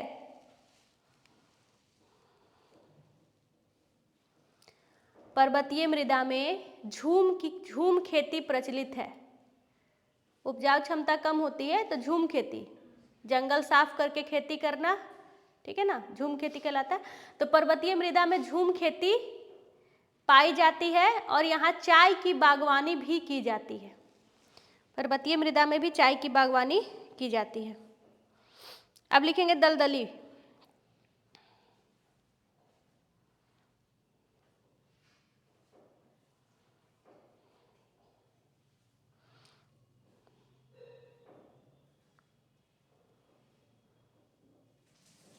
अब लिखेंगे दलदली मृदा, लास्ट है ये, पेटी सॉइल। तो समझ लीजिए पेटी सॉइल कहाँ होगा। ठीक है, पेटी सॉइल कहाँ होगा, जहाँ पानी ज़्यादा है, पानी की अधिकता है। दलदली, दलदल सुन रहे हैं ना, तो एक इमेजिन भी कर सकते हैं दलदल की जब बात कर रहे हैं। तो पुराने मूवी में तो बड़ा दिखाता था दलदल में कि दलदल है, गुंडा है, गुंडा हीरो में लड़ाई हो रहा है, हीरो गिर गया फिर, या गुंडा गिर गया तो हीरो उसको फिर पेड़ के उससे बचाता है। मतलब आप धंसिएगा तो धंसते चले जाइएगा, है ना, वो वही होता है दलदली मिट्टी। देखिए ना पुराने फिल्म में। हाँ, तो बस ये याद रखिएगा। हाँ, तो बस ये याद रखिएगा कि वैसी वैसी मिट्टी जिसमें ऑलरेडी पानी बहुत प्रचुर मात्रा में है, तो मिट्टी का जो नेचर होता है वो दलदली हो जाता है। पानी बहुत अत्यधिक मात्रा में है तो मिट्टी कम और पानी ज़्यादा हो जाता है, जिससे क्या होगा कि आप धंसिएगा, कीचड़ जैसा धंसिएगा तो और धंसते चले जाइएगा। ठीक है, तो कहाँ पर होगा ये वहाँ पर होगा ना। कहाँ पर हो सकता है ये, जहाँ पर नदी जो है ना, नदी समुद्र से जाके मिलती है, वहाँ पर पेटी सॉइल होगा, वहाँ पर मिट्टी गीली होगी। क्यों? हर दिन उतना पानी मिल रहा है मिट्टी को, तो मिट्टी कम और पानी अत्यधिक हो जाएगा। ठीक है, तो भारत का जो भी मुहाना है, नदियों का मुहाना है, वहाँ पाया जाता है दलदली मिट्टी। ये दलदली मिट्टी ही है जो पश्चिम बंगाल में, जहाँ पर सुंदरवन फॉरेस्ट पाया जाता है, मैंग्रोव की खेती होती है। ठीक है, तो यही सारा बात को हम लोग लिख देते हैं। धान की खेती बहुत अच्छी होती है, तो यही सारा चीज़ को हम लोग पेटी सॉइल को लिख लेंगे। देखिए, कहीं पर भी पानी अत्यधिक होगा ना तो दलदली होगा, समझिएगा। हम लोग चौर और मन का बात कर रहे थे ना बिहार में, या बिहार की जो भूमि है जहाँ पर आपको हिमालय से बहुत सारी नदियाँ निकलती है, तो जब निकलेगी ना तराई के क्षेत्र के बाद, तो पेटी सॉइल मिलने लगेगा आपको। क्यों? क्योंकि पानी का सरप्लस है। तो जहाँ जहाँ पानी बहुत अत्यधिक मात्रा में पाई जाएगी, मिट्टी कम पानी अधिक, वही हो जाता है दलदल। मिट्टी कम और पानी अधिक, और वही ऐसा मिट्टी ना धान के लिए बहुत अच्छा होता है, क्योंकि हम लोग को धान की खेती के लिए पानी चाहिए। देखिए, धान की खेती इतना इतना पानी हो जाएगा, एक एक धान लगाएगा सब, तो उसको प्राकृतिक तौर पर धान के लिए बनाया गया है। तो चुपचाप से क्या करता है किसान, बहुत अच्छे से जाके धान लगा देता है, धान अच्छे होता है, साल भर होता है। ठीक है, तो अब पेटी सॉइल में क्या क्या लिखेंगे? दलदली मिट्टी में पेटी जो है PEATY, उसका इंग्लिश वर्ड है दलदली का। नदियों के मुहाने पर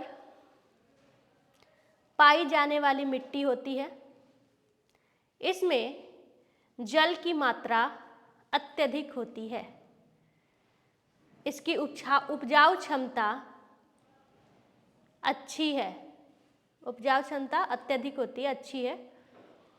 धान की खेती के लिए प्रसिद्ध होता है, धान की खेती के लिए प्रसिद्ध होता है। यहाँ मैंग्रोव वन पाया जाता है। यह गंगा नदी मुहाना, कृष्णा नदी मुहाना, कावेरी नदी मुहाना, गोदावरी नदी मुहाना पर पाया जाता है। मतलब सिंपल से समझिए कि नदियों का मुहाना पे पाया जाता है। वो तो हम लिखवा रहे हैं इसलिए इतना, नहीं तो पीटी में लिखते नहीं है, बस समझते हैं। नदियों के मुहाने पर पाए जाते हैं। ठीक है, ये हो गया आपको सब सॉइल। नेक्स्ट टॉपिक आपका होगा प्रायद्वीपीय पठार। नेक्स्ट टॉपिक क्या होगा? प्रायद्वीपीय पठार। हम लोग एक एक करके इस बार अच्छे से कर रहे हैं, मिनरल्स वगैरह सब कुछ। तो नेक्स्ट जो है भारत का प्रायद्वीपीय पठार, ये है आपका हेडिंग। मिट्टी के बाद प्रायद्वीपीय पठार, इसको आज हम लोग करेंगे। ये है आपका नेक्स्ट टॉपिक। तो प्रायद्वीपीय पठार, अगर भारत का पठार का बात करें, ये तो प्रायद्वीपीय पठार है। अगर भारत में पठार की बात करें तो भारत में कितना पठार आपको दिख जाएगा, थोड़ा इस पे भी चर्चा कर ले। भारत में कितना पठार आपको दिख जाएगा, इस पे भी चर्चा कर ले। यहाँ पर है पामीर का पठार, पामीर का पठार। यहाँ से कुछ पर्वत भी निकलेगा, उसको भी याद रखिएगा, बार बार बता देते हैं। ये है आपको अफगानिस्तान के लिए, ये आपको पाकिस्तान का है। यहाँ से काराकोरम निकलेगा, फिर ये हिमालय वाला, ये पूरा का पूरा हिमालय वाला क्षेत्र है आपको। ठीक है, पठार की बात करेंगे तो यहाँ शिलोंग का पठार, आपको मेघालय वाला पठार दिखेगा। थोड़ा भारत का पूरा पठार देखते हैं तब उधर आएंगे। ये आपको एक सेकेंड बना देते हैं तब। शिलोंग का पठार, ठीक है। पठार का ये है आपको सेंट्रल अपलिफ्ट, मालवा वाला, भारत की उच्च भूमि, भारत की उच्च भूमि। उसके बाद ये आपको हो जाएगा छोटा नागपुर का पठार, छोटा नागपुर पठार। ठीक है, ये आपको हो जाएगा दंडकारण्य, दंडकारण्य पठार। ठीक है, ये आपको पूरा का पूरा हो जाएगा दक्कन का पठार, दक्कन का पठार। ये आपको हो जाएगा तेलंगाना का पठार।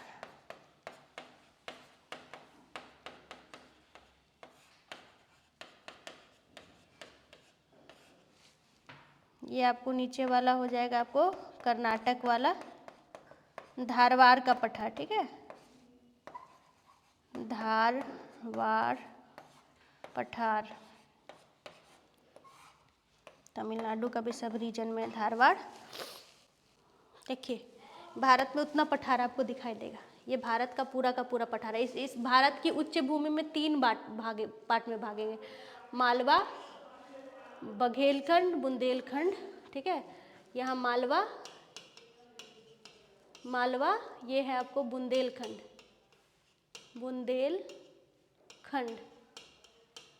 है ये, ठीक है। और ये है ये जो तीसरा पॉइंट बना है वो है बघेलखंड, बघेलखंड।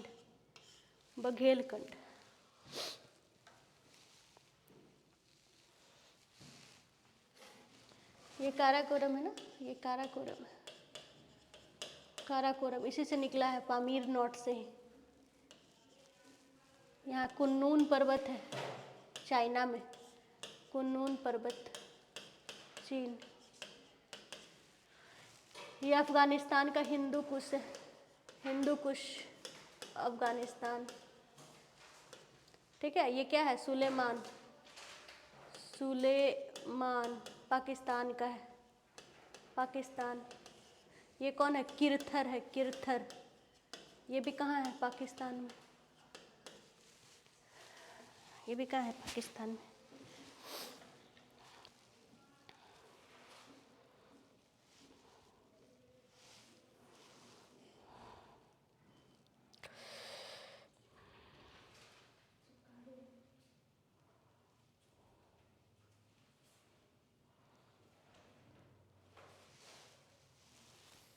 यहाँ पे एक लिखिएगा, यहाँ पे शिलोंग के ऊपर, ठीक है, असम में है ये, कार्बी, क्वेश्चन पूछा था, कार्बी आंगलोंग का पठार कहाँ है, आंगलोंग का पठार कहाँ है, ठीक है, असम में है ये। जब क्वेश्चन पूछा तो हम लोग इसको अच्छे से लिख लेंगे, ये असम का क्षेत्र है, शिलोंग के ऊपर है, कार्बी आंगलोंग का पठार।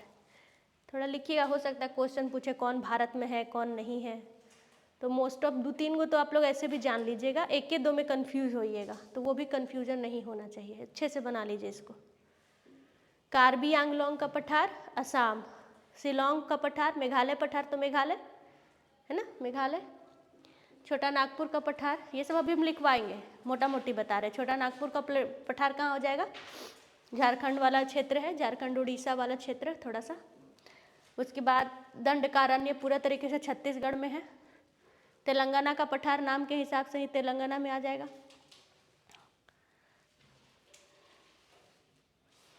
धारवाड़ का पठार कर्नाटका में आ जाएगा, कर्नाटका में आ जाएगा। दक्कन का पठार 8 राज्यों में है। दक्कन का पठार 1-2 में नहीं लिखवाएंगे अभी, 8 राज्यों में, कितना में, 8 सबसे ज़्यादा फैला हुआ, सबसे विस्तृत कौन है, दक्कन का पठार है, 8 राज्यों में, सब लिखवाएंगे हम नाम के साथ।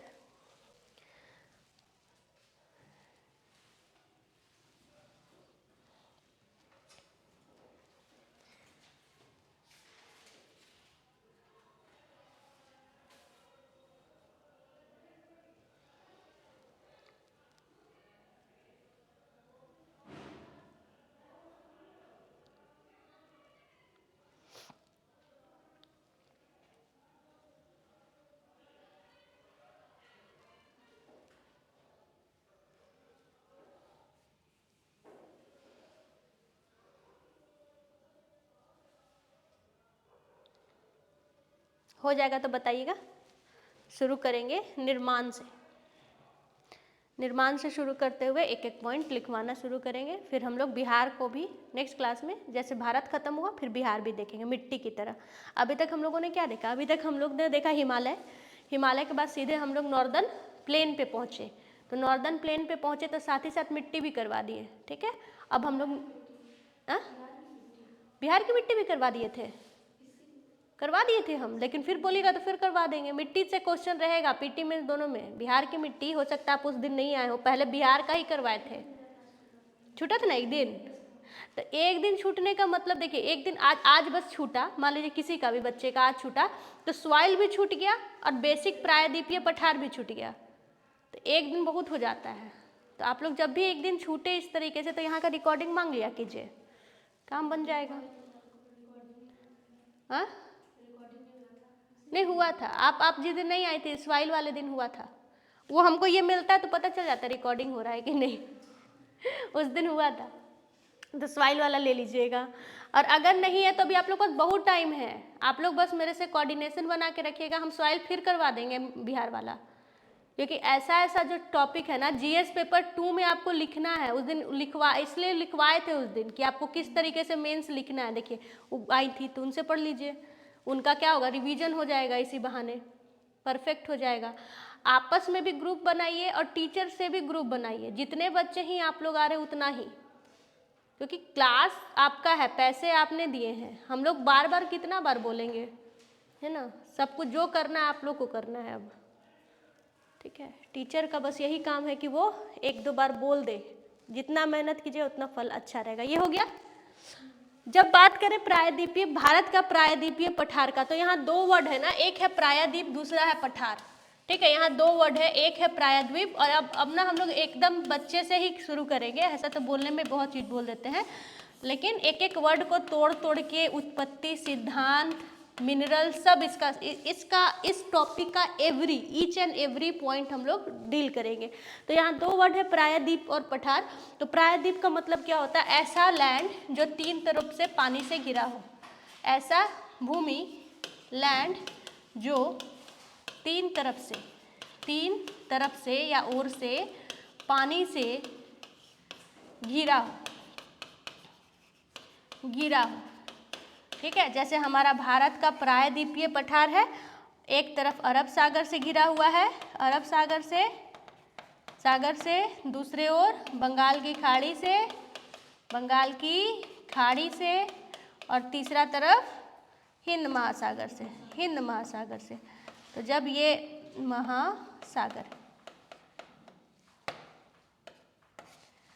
महासागर लिख लीजिएगा, या टच होने पे गड़बड़ हो जा रहा है, महासागर से घिरा हुआ। तो ये पूरा का पूरा जो लैंड है ना, जहाँ से समुद्र शुरू हो रहा है, ये पूरा का पूरा ही हम लोग प्रायद्वीपीय कहेंगे। जैसे विश्व का सबसे बड़ा प्रायद्वीप कौन है, अरब प्रायद्वीप। विश्व का सबसे बड़ा प्रायद्वीप कौन है, अरब प्रायद्वीप, ठीक है। अभी हम अरब प्रायद्वीप का फोटो भी दिखा देंगे। अफ्रीका, जब यहाँ पर अफ्रीका था, अफ्रीका है मतलब यहाँ से देखिए एक इस तरीके से कटा हुआ अरब प्रायद्वीप है, ये विश्व का सबसे बड़ा प्रायद्वीप है। 3 तरफ से पानी से घिरा हुआ है, इधर से और इधर से।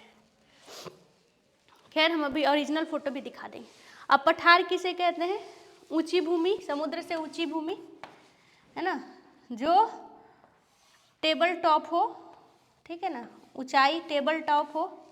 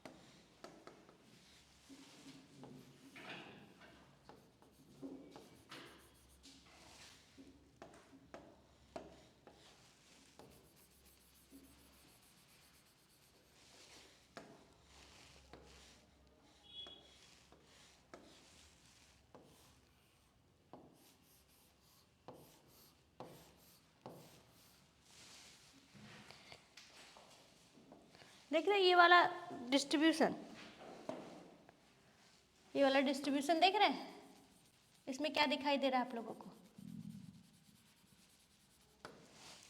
इसमें दिखाई दे रहा है आप लोग को, हाँ ये समुद्र है, ठीक है, ये समुद्र है, ये क्या है, ये प्लेन है, जमीन से जस्ट ऊपर क्या है, ये पठार है, और ये क्या है, पर्वत है। तो आप देखिए जमीन से ये भी थोड़ा ऊंचा है, ये भी ऊंचा है, ये भी ऊंचा है, ये भी ऊंचा, लेकिन ये ना इसका जो अपर सरफेस है ना वो फ्लैट है, इस तरीके का है, टेबल टॉप है। तो ऊंचाई तो होगी लेकिन ऊपर लोग रह सकेंगे, ऊपर लोग क्या होगा, रह सकेंगे, टेबल टॉप्ड होता है, ठीक है। लेकिन पर्वतों में इस तरीके से ये हिल्स बना हुआ रहता है, यहाँ ऊपर नहीं रह सकते आप।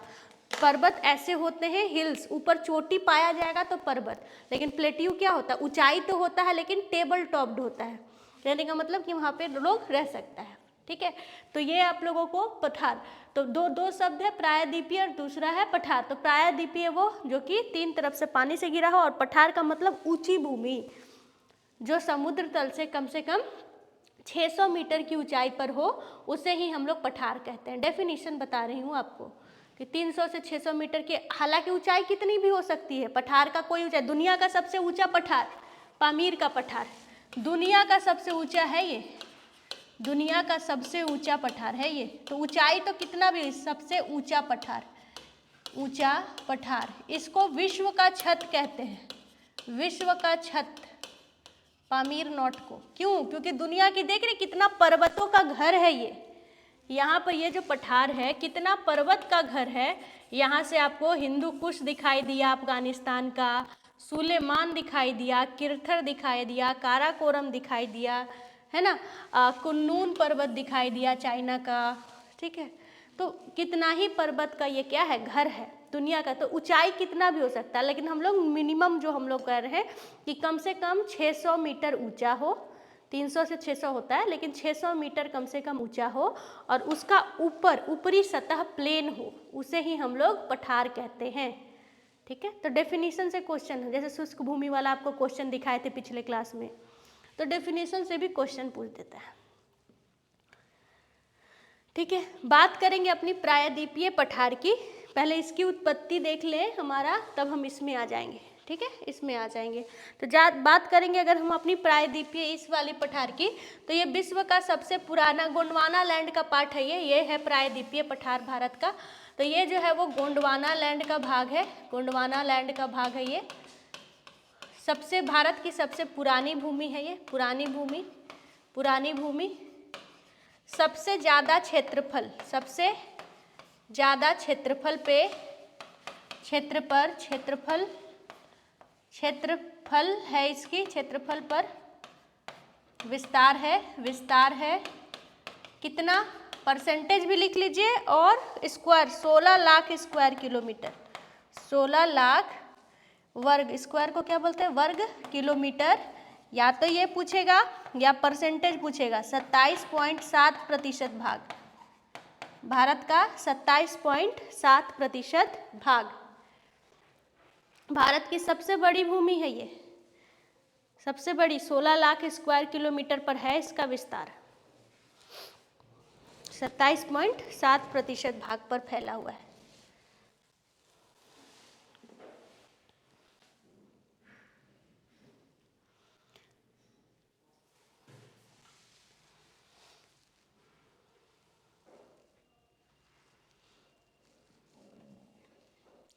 बात करेंगे इसके निर्माण या का, बात करेंगे निर्माण या उत्पत्ति का, तो थोड़ा निर्माण वर्ड लिख लीजिए। ये क्या है, जानकारी है, गोंडवाना लैंड वाला बात क्या है, जानकारी, इस सबसे क्वेश्चन हो सकता है। जैसे मैदान के लिए बताया ना, 43.2% भाग पर फैला हुआ है, भारत के उत्तर में है ना, उत्तर में इसलिए उत्तर का विशाल मैदान कहते हैं। नदियों की भूमि है, 3 नदी मिलकर के सिंधु, गंगा और ब्रह्मपुत्रा से का जो अपवाह तंत्र है उससे मिलकर के बना हुआ है। तो ये सब क्या है, सामान्य जानकारी। उसी तरह ये प्रायद्वीपीय भारत की क्या है, सामान्य जानकारी। तो आप ऐसे भी लिख सकते हैं, आप लिखना आप लोग के ऊपर है कैसे लिखना है, डायरेक्ट भी लिखिए या प्रायद्वीपीय भारत की समान जानकारी ऐसे करके भी लिख सकते हैं, ऐसे भी लिख सकते हैं। कितना सजा के लिखना है वो सब आप लोग के ऊपर है। हाँ, लेकिन इतना है कि क्वेश्चन लाइनर फॉर्म में आएगा, तो हम लोग क्वेश्चन समझते हुए चलेंगे, ठीक है। एक चीज़ और कर सकते हैं आप लोग, क्योंकि आप लोग बहुत फ्रेशर्स हैं दिखाई दे रहा है मुझे, तो प्रीवियस ईयर क्वेश्चन भी अगले क्लास से लेकर के आइएगा, ठीक है। एक और क्लासेस भी हम करवाते हैं, तो उसमें मैं क्या करती हूँ, 2 घंटा मैं पढ़ाती हूँ, ठीक है, और आधा घंटा आप लोग को दे के जाती हूँ। जैसे कि मान लीजिए एग्जाम्पल, सभी के पास अगर अगले प्रीवियस ईयर क्वेश्चन रहे, ठीक है, ज्योग्राफी का, क्योंकि मैं ज्योग्राफी तक के लिए ही हूँ फिलहाल, वैसे आप लोग सबका रख सकते हैं। अगर ये रहे, ठीक है, तो मैं क्या करूँगी, जैसे मैं यहाँ पर पठार, प्रायद्वीपीय पठार, ठीक है, ये मैं पढ़ा दूंगी अगले बार तक तो कंप्लीट हो जाएगा। 2 घंटा पढ़ा के इसको कंप्लीट कर दूं तो आप लोग को जाना नहीं है, कंप्लीटेड। अगर ये हो गया तो जाना नहीं है, आपको क्या करना है कि ये PYQ से यहीं पे ग्रुप में एक एक क्वेश्चन सॉल्व करना है, PYQ यहीं कंप्लीट कर लेना। उससे क्या होगा, घर में बैठ के पढ़ने की जो लाइबिलिटी है आपकी वो थोड़ी कम होगी। 4 लोग 10 लोग जितने भी रहेंगे उसमें क्या होगा कि एक साथ पढ़ेंगे, कुछ क्वेश्चन ये बता देंगी, कुछ वो बता देंगे, आप लोग एक ग्रुप हो जाएंगे ना। दूसरा क्या फ़ायदा होगा, जो क्वेश्चन नहीं आता, बिल्कुल ही नहीं समझ आया, क्योंकि एक्सप्लेनेशन भी लिखा रहता है, उसको घेर के रखिएगा ना कि नेक्स्ट बार मैम आएंगी तो हम पूछेंगे। ऐसे तो क्या होगा कि सिर्फ हम ही पढ़ा रहे हैं, हम ही लिखवा रहे हैं, हम ही बता रहे हैं। आप लोग की तरफ से भी तो इक्वल आना चाहिए ना। और साथ ही साथ आप यकीन मानिए कि आपका जितना भी दिन मिलेगा ना, आपका क्या होगा, ये पूरा कंप्लीट हो जाएगा, क्योंकि आपको तो हम नोट्स लिखवा दे रहे हैं, साथ ही साथ आप प्रीवियस ईयर क्वेश्चन भी देख ले रहे हैं। तो भारत का भौगोलिक स्वरूप ना बदला है ना बदलेगा, भौगोलिक स्वरूप थोड़ी बदलने वाला है। तो आप एक एक क्वेश्चन कर लेंगे, तो जब एग्जाम आएगा ना तो आपको एक्स्ट्रा मेहनत नहीं करना है, आप दूसरों से कहीं आगे रहिएगा। और ये तो हम ज्योग्राफी में बता के जा रहे हैं, आप लोगों के लिए मूल मंत्र है, आप इसको अप्लाई कर सकते हैं हिस्ट्री में, पॉलिटी में, इकोनॉमिक्स में।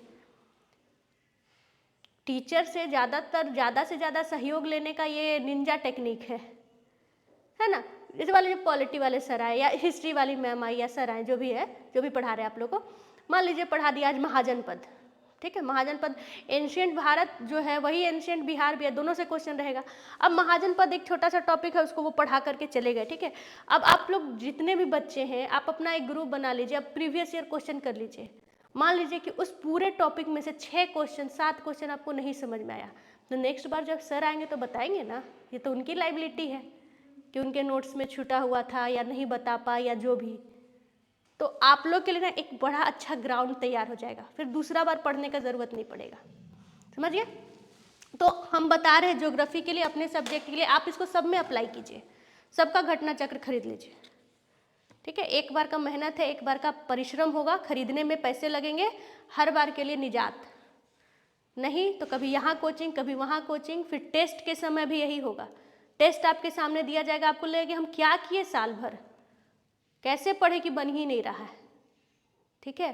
तो एकदम सिंपली शुरू करना है, जैसे मैंने यहाँ पे तोड़ के पढ़ाया है, सिंपली शुरू करना है और सिंपल से लेके हाई मतलब था लेवल तक, ठीक है। एकदम आसान से शुरू करना है, एकदम हाई लेवल तक पूरा कंप्लीट कर जाना है, ठीक है। तो हम ज्योग्राफी का करके जा रहे हैं, आप लोग सब सारे सब्जेक्ट में अप्लाई कीजिए, नहीं तो चैलेंजेस बढ़ने वाला है। आप याद रखिएगा, इस बार का क्वेश्चन जैसे दे दिया है ना 12,000 का क्वेश्चन, जब सब कह रहा है कि इजी पूछेगा, टफ पूछेगा, और 71 में और टफ पूछेगा, क्योंकि इतना उसको बोला ही गया है ना कि नया चेयरमैन भी आएगा तो ये बात पे ध्यान देगा, ध्यान बटाया गया है कि देखो भाई PCS का क्वेश्चन ऐसा नहीं होता है। तो जब हम ही को कोई बोल दे कि तुम ऐसा क्वेश्चन कैसे पूछ रही हो, तुम और हार्ड पूछो, तो हम तो अपने लेवल से हार्ड करेंगे, और हम लोग हार्ड करेंगे तो फिर आप लोग का लेवल चुनौती जो है वो बढ़ जाएगा, ठीक ना। तो इसलिए तैयारी हम लोग पक्का करेंगे, तो ये काम आप लोग कीजिए, ये आप लोग के लिए होमवर्क है। यहाँ आते हैं प्रायद्वीपीय पठार पर आते हैं, लिखिएगा उत्पत्ति, प्रायद्वीपीय पठार पे आते हैं। प्रायद्वीपीय पठार की उत्पत्ति, हिमालय की उत्पत्ति के समय बताए थे हम, इसी चीज़ को आप लोग देखिएगा कि जब कार्बोनिफेरस युग में, ठीक है,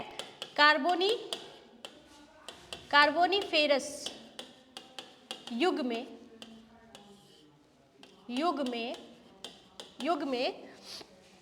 वेगनर ने क्या, वेगनर का थ्योरी है ये, वेगनर का सिद्धांत है, वेगनर का सिद्धांत।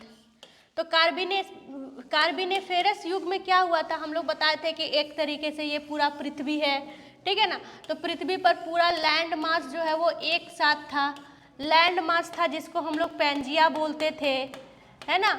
और पानी जो था, पानी वो एक साथ था जिसको हम लोग पैंथालासा बोलते थे, पैंथालासा। अब क्या हुआ कि ये लैंड पार्ट जो है वो टूटा, दो भागों में टूटा, दो लैंड बना। ऊपर वाले लैंड को हम लोग कह दिए अंगारा लैंड, अंगारा लैंड। नीचे वाले को कह दिए गोंडवाना लैंड, नीचे वाले लैंड को कह दिए गोंडवाना लैंड, है ना। और जो पानी था, ये जो पानी था वो इस तरीके से हो गया, है ना। तो ये जो है इधर वाला, ये तो पैंथालासा ही है, पैंथालासा ही है। ये ऊपर वाला ये और ये पैंथालासा ही है, अभी भी पैंथालासा ही है। लेकिन यहाँ पर जो पानी घुसा, तो जब भी कोई पानी जो है ना, देखिए कभी काफ़ी नैरो है अंगारा गोंडवाना के बीच में, तो इसका नाम हम लोग रखे तेथिस सी। हाँ, तेथिस सागर, इसका नाम क्या रख दिए, तेथिस सागर। अब क्या हुआ, फिर से ये गोंडवाना लैंड का जो भूमि है वो फिर से टूटा, फिर से टूटा, ठीक है। अफ्रीका से, ये अफ्रीका है, यहाँ भारत कहीं लगा हुआ था, ये भारत कहीं लगा हुआ था यहाँ पे, और ये भारत आगे बढ़ा है, टूट टूट के क्या हुआ, आगे बढ़ा इस तरीके से। और यहाँ तेथिस सागर है, ये तेथिस सागर वाला भाग है, इसके ऊपर ये पूरा तेथिस सागर है, तेथिस सागर, सागर वाला भाग है, ठीक। ऊपर अंगारा लैंड वाला भाग है, ऊपर पूरा क्या है, अंगारा लैंड वाला भाग है। तो भारत क्या हुआ, भारत ये वाला जो पार्ट है, ये वाला पार्ट टूट करके आगे बढ़ा, तेथिस सागर यहाँ जा कर के टकराया, ठीक है। यहाँ पर बीच में क्या बन जाएगा, हिमालय बन जाएगा। ये वाला पार्ट क्योंकि सागर से घिरा हुआ है, तो ये है पठार, प्रायद्वीपीय पठार है ये, प्रायद्वीपीय, प्रायद्वीपीय पठार है ये, ठीक है, प्रायद्वीपीय पठार है ये। ऊपर वाला भाग, हिमालय के ऊपर वाला भाग अभी भी क्या है, अंगारा लैंड है। हिमालय के ऊपर वाला भाग क्या है, अभी भी अंगारा लैंड है, अंगारा लैंड है। तेथिस सागर का जो बचा हुआ, अभी तेथिस सागर के ऊपर भारत में क्या है, तो ऊंचे ऊंचे पर्वत है, हिमालय। लेकिन जो जो पार्ट बच गया है अभी किस रूप में देख सकते हैं, भूमध्य सागर के रूप में। तेथिस सागर को हम लोग किस रूप में देख सकते हैं, भूमध्य सागर, यहाँ लिख देते हैं, साफ रहेगा थोड़ा, भूमध्य सागर के रूप में, ठीक है। पैंथालासा को किस रूप में देख सकते हैं, तो पैसिफिक ओशियन, प्रशांत, सब क्वेश्चन पूछा हुआ है, प्रशांत महासागर के रूप में, महासागर के रूप में देख सकते हैं। अंगारा लैंड को किस रूप में देख सकते हैं, तो एक बॉक्स बनवाए थे आप लोगों को, ये सब करवाए हुए हैं। अंगारा लैंड, जल्दी जल्दी लिखवा देते हैं, अंगारा लैंड और गोंडवाना लैंड, गोंडवाना लैंड, ठीक है। तो अंगारा लैंड में जो भी भूमध्य रेखा से ऊपर वाला देखते हैं, यानी कि उत्तरी अमेरिका, उत्तरी America, America, Europe, Europe, Europe और एशिया, एशिया, पूरा का पूरा एशिया, जैसे चाइना वगैरह, चाइना, जापान, सब। दक्षिणी अमेरिका, गोंडवाना लैंड में क्या देख सकते हैं, ठीक है, गोंडवाना लैंड में क्या देख सकते हैं, दक्षिण अमेरिका, दक्षिणी अमेरिका। उसके बाद क्या देख सकते हैं आप, उसके बाद आप देख सकते हैं अफ्रीका, हाँ अफ्रीका। उसके बाद अफ्रीका से ही टूटा था मेडागास्कर, अफ्रीका से ही टूटा था भारत, अफ्रीका से ही टूटा था ऑस्ट्रेलिया, ऑस्ट्रेलिया, और इसी से सबसे टूटा था अंटार्कटिका, अंटार्कटिका। तो जितना भी नीचे वाला है सबका क्या हो गया, गोंडवाना लैंड वाला पार्ट हो गया। तो भारत भी क्या है, भारत भी पार्ट है गोंडवाना लैंड का, गोंडवाना लैंड का। तो इस तरीके से ये जो है वो तो बना कौन से युग में, कार्बोनिफोरस युग में। कौन सा सिद्धांत, वेगनर सिद्धांत। कौन व्याख्या करता है, वेगनर सिद्धांत। तो सिंपल सी बात है कि भारत का प्रायद्वीपीय पठार दुनिया की सबसे पुरानी भूमि गोंडवाना लैंड का ही टूटा हुआ पार्ट है, ठीक है, गोंडवाना लैंड का ही पार्ट है टूटा हुआ। कब टूटा, तो कार्बोनिफोरस युग में, ठीक है। आगे बढ़ा और अभी तक भारत में। तो भारत की सबसे पुरानी भूमि प्रायद्वीपीय पठार और भारत की सबसे नई भूमि उत्तर का मैदान, ठीक है, दोनों याद रखना है।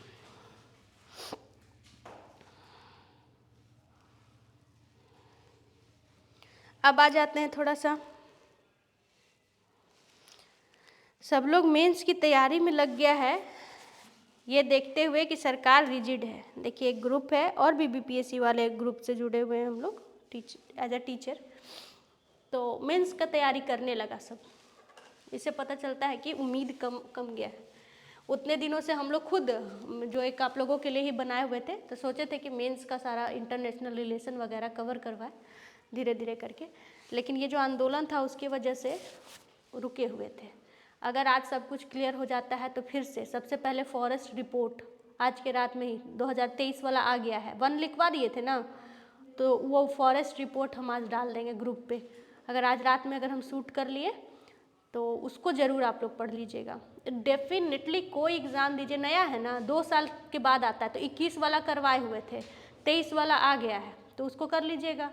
अब कोई भी एग्ज़ाम आएगा वहाँ से क्वेश्चन रहेगा, तो सबसे पहला उससे शुरुआत करेंगे, उसके बाद देखेंगे पीटी पे फोकस करना है कि मेंस में, और फिर से ग्रुप पर जो है वो वीडियो जाने लगेगा। ठीक है, ये वाला चीज़ आप लोग के लिए फ्री ऑफ कॉस्ट थोड़ा ज़रूरी है। हटा दे इसको। ठीक है, अब आ गया हमारा प्रायद्वीपीय पठार।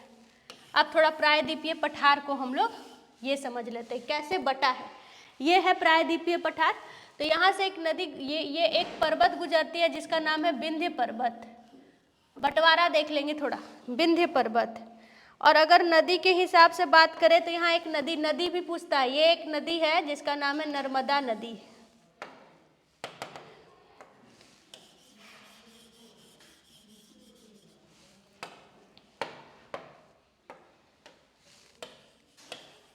ये है नर्मदा नदी और ये है विंध्य पर्वत, विंध्य पर्वत।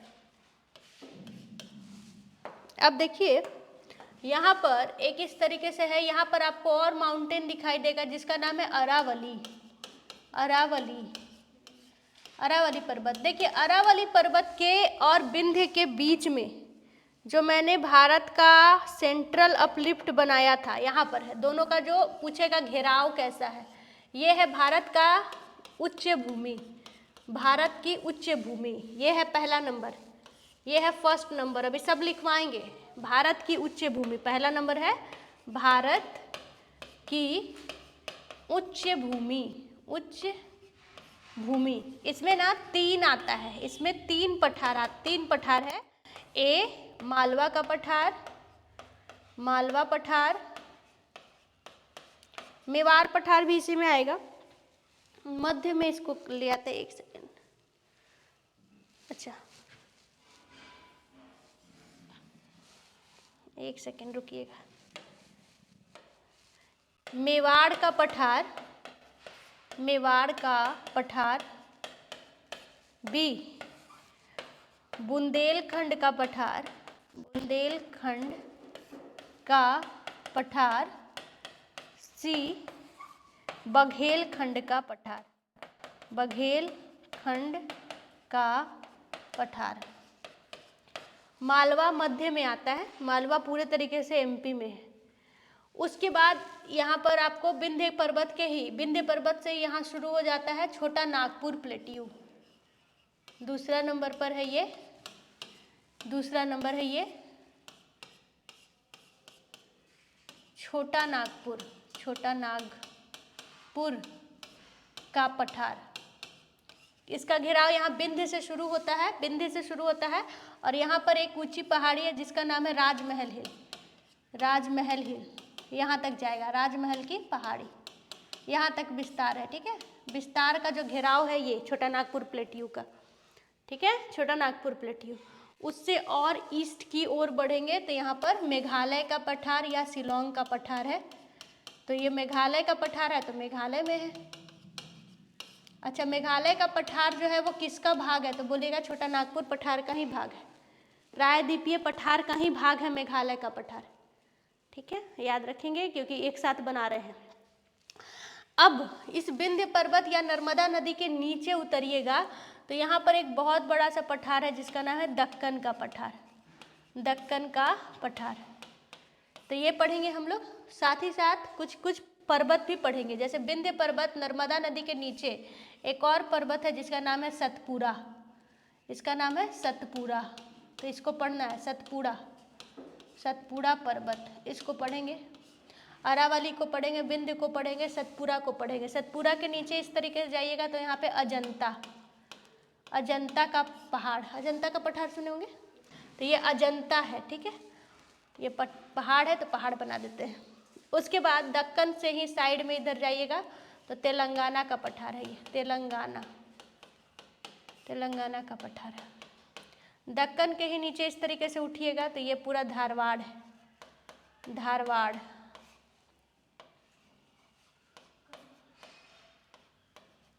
धारवाड़ पठार मिनरल्स के लिए बहुत फेमस है, ये मिनरल्स के लिए बहुत फेमस है। उसके बाद आप कुछ और भी यहाँ पर माउंटेन्स देख सकते हैं। माउंटेन्स आप देख सकते हैं जो ईस्टर्न घाट का पार्ट है, उसको भी लिखवा देंगे इस बार। मिनरल्स भी साथ में लिखवाते हुए चलेंगे।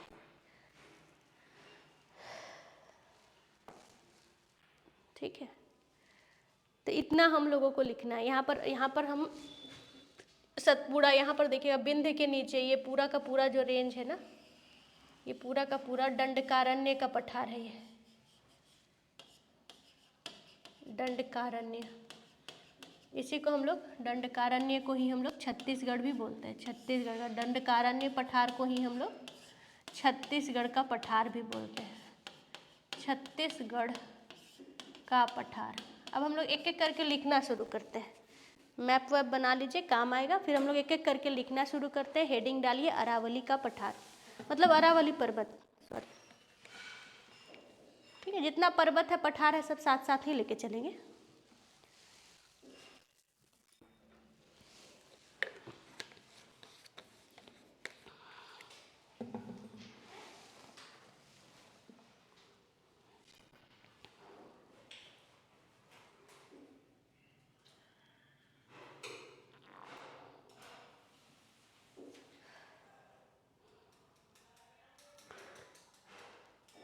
लिखते हैं अरावली, बना लीजिए, बताइए मुझे बनाने के बाद। यहाँ तक समझ में आया? ये ना थोड़ा सा टफ, हल्का सा टफ टॉपिक है सॉइल के हिसाब से। ठीक है, तो अगर नहीं समझ में आएगा तो बोलिएगा, रिपीट करेंगे।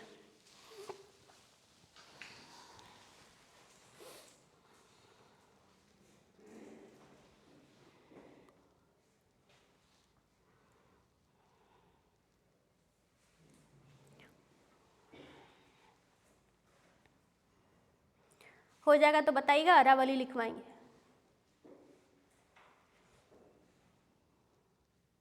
अब 1 2 3 4 करके सारा लिख, जितना यहाँ दिखाई दे रहा है, मेवाड़, बुंदेलखंड, बघेलखंड, दंडकारण्य, सबको लिखवाना शुरू करेंगे। ठीक है, तो सबसे पहला, इन सभी में से सबसे पहला हेडिंग डालिए अरावली। अरावली और लिखिए।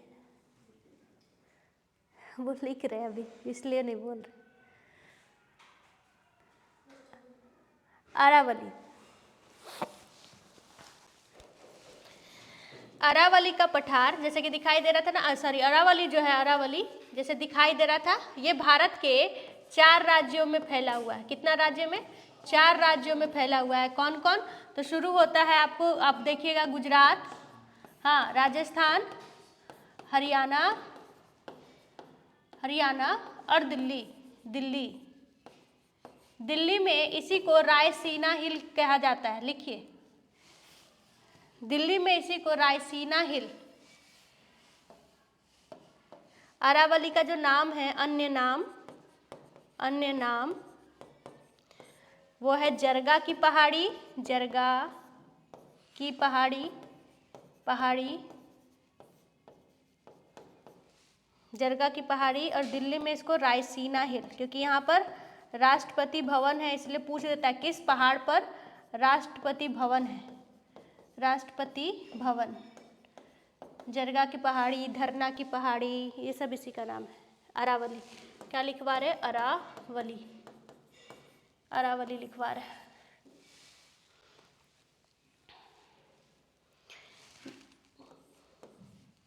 यह जो है, ये सबसे पुरानी वलित पर्वत है। सबसे, भारत की सबसे पुरानी वलित पर्वत, वलित पर्वत, पर्वत है, सबसे पुरानी वलित पर्वत है। और सबसे नई, यहीं पर लिख देते हैं, और सबसे नई हिमालय, सबसे नई हिमालय है। जब भी जहाँ से क्वेश्चन पूछता है तो एक ही साथ लिख देते हैं ताकि रिवीजन होता रहे। आपको मन करे तो साइड में लिख लीजिए। भारत की सबसे पुरानी पर्वत जो है वो अरावली है, और सबसे नई पर्वत जो है वो हिमालय है।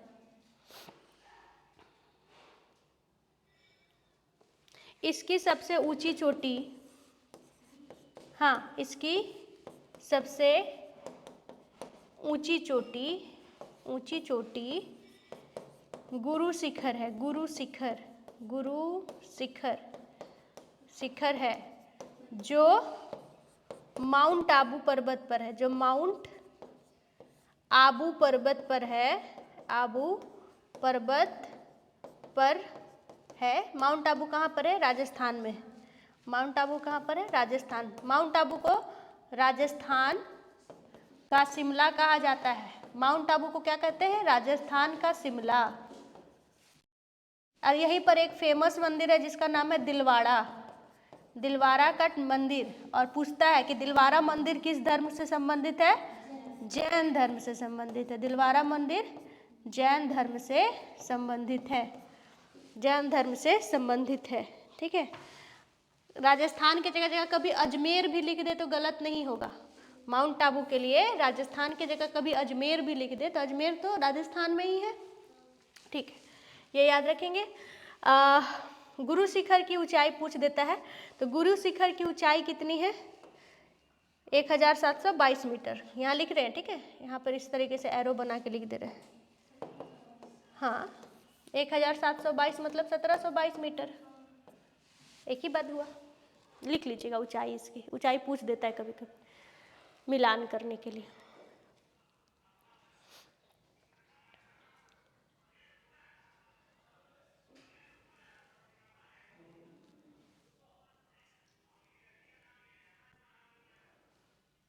अरावली से 2 नदियां निकलती है। अरावली से 2 मुख्य नदी निकलती है। एक है माही, दूसरी है लूनी। माही का खासियत क्या है कि यह 2 बार कर्क रेखा को काटती है। यह 2 बार कर्क रेखा को काटती है। ठीक है। और लूनी का क्या है? लूनी जमीन में लुप्त होने वाली भारत की एकमात्र नदी। जमीन में लुप्त होने वाली एकमात्र नदी। तो कोई भी जब एकमात्र होता है ना तो इम्पोर्टेंट हो जाता है। एकमात्र नदी है। तो लूनी के लिए जमीन में गायब होने वाले के लिए एक वर्ड लिखते हैं हम लोग, इफीमेरल। तो कभी ये भी लिख करके आए तो समझिएगा कि इसी के बारे में बात कर रहा है। इफीमेरल नदी कौन है? तो कहिएगा कि लूनी। हाँ, इफीमेरल इंग्लिश का शब्द है। इफीमेरल इंग्लिश का शब्द है जिसका मतलब होता है जमीन में गायब होने वाली। इसका मतलब होता है जमीन में गायब होने वाली, इसका मतलब होता है। ठीक है। तो इफीमेरल रिवर कौन है? भारत की एकमात्र लूनी। और जब एकमात्र कोई हो जाता है तो इम्पोर्टेंट हो जाता है। लूनी कहाँ से निकलती है? तो हमेशा याद रखिएगा अरावली से, अजमेर शरीफ से।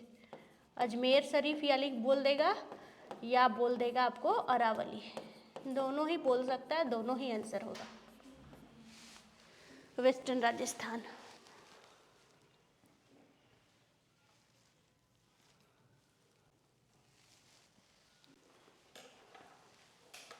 हो गया एक बार रिवीजन भी। 11 तो बज गया है। 5 मिनट हम आप लोग अच्छे से देख लीजिए। ठीक है।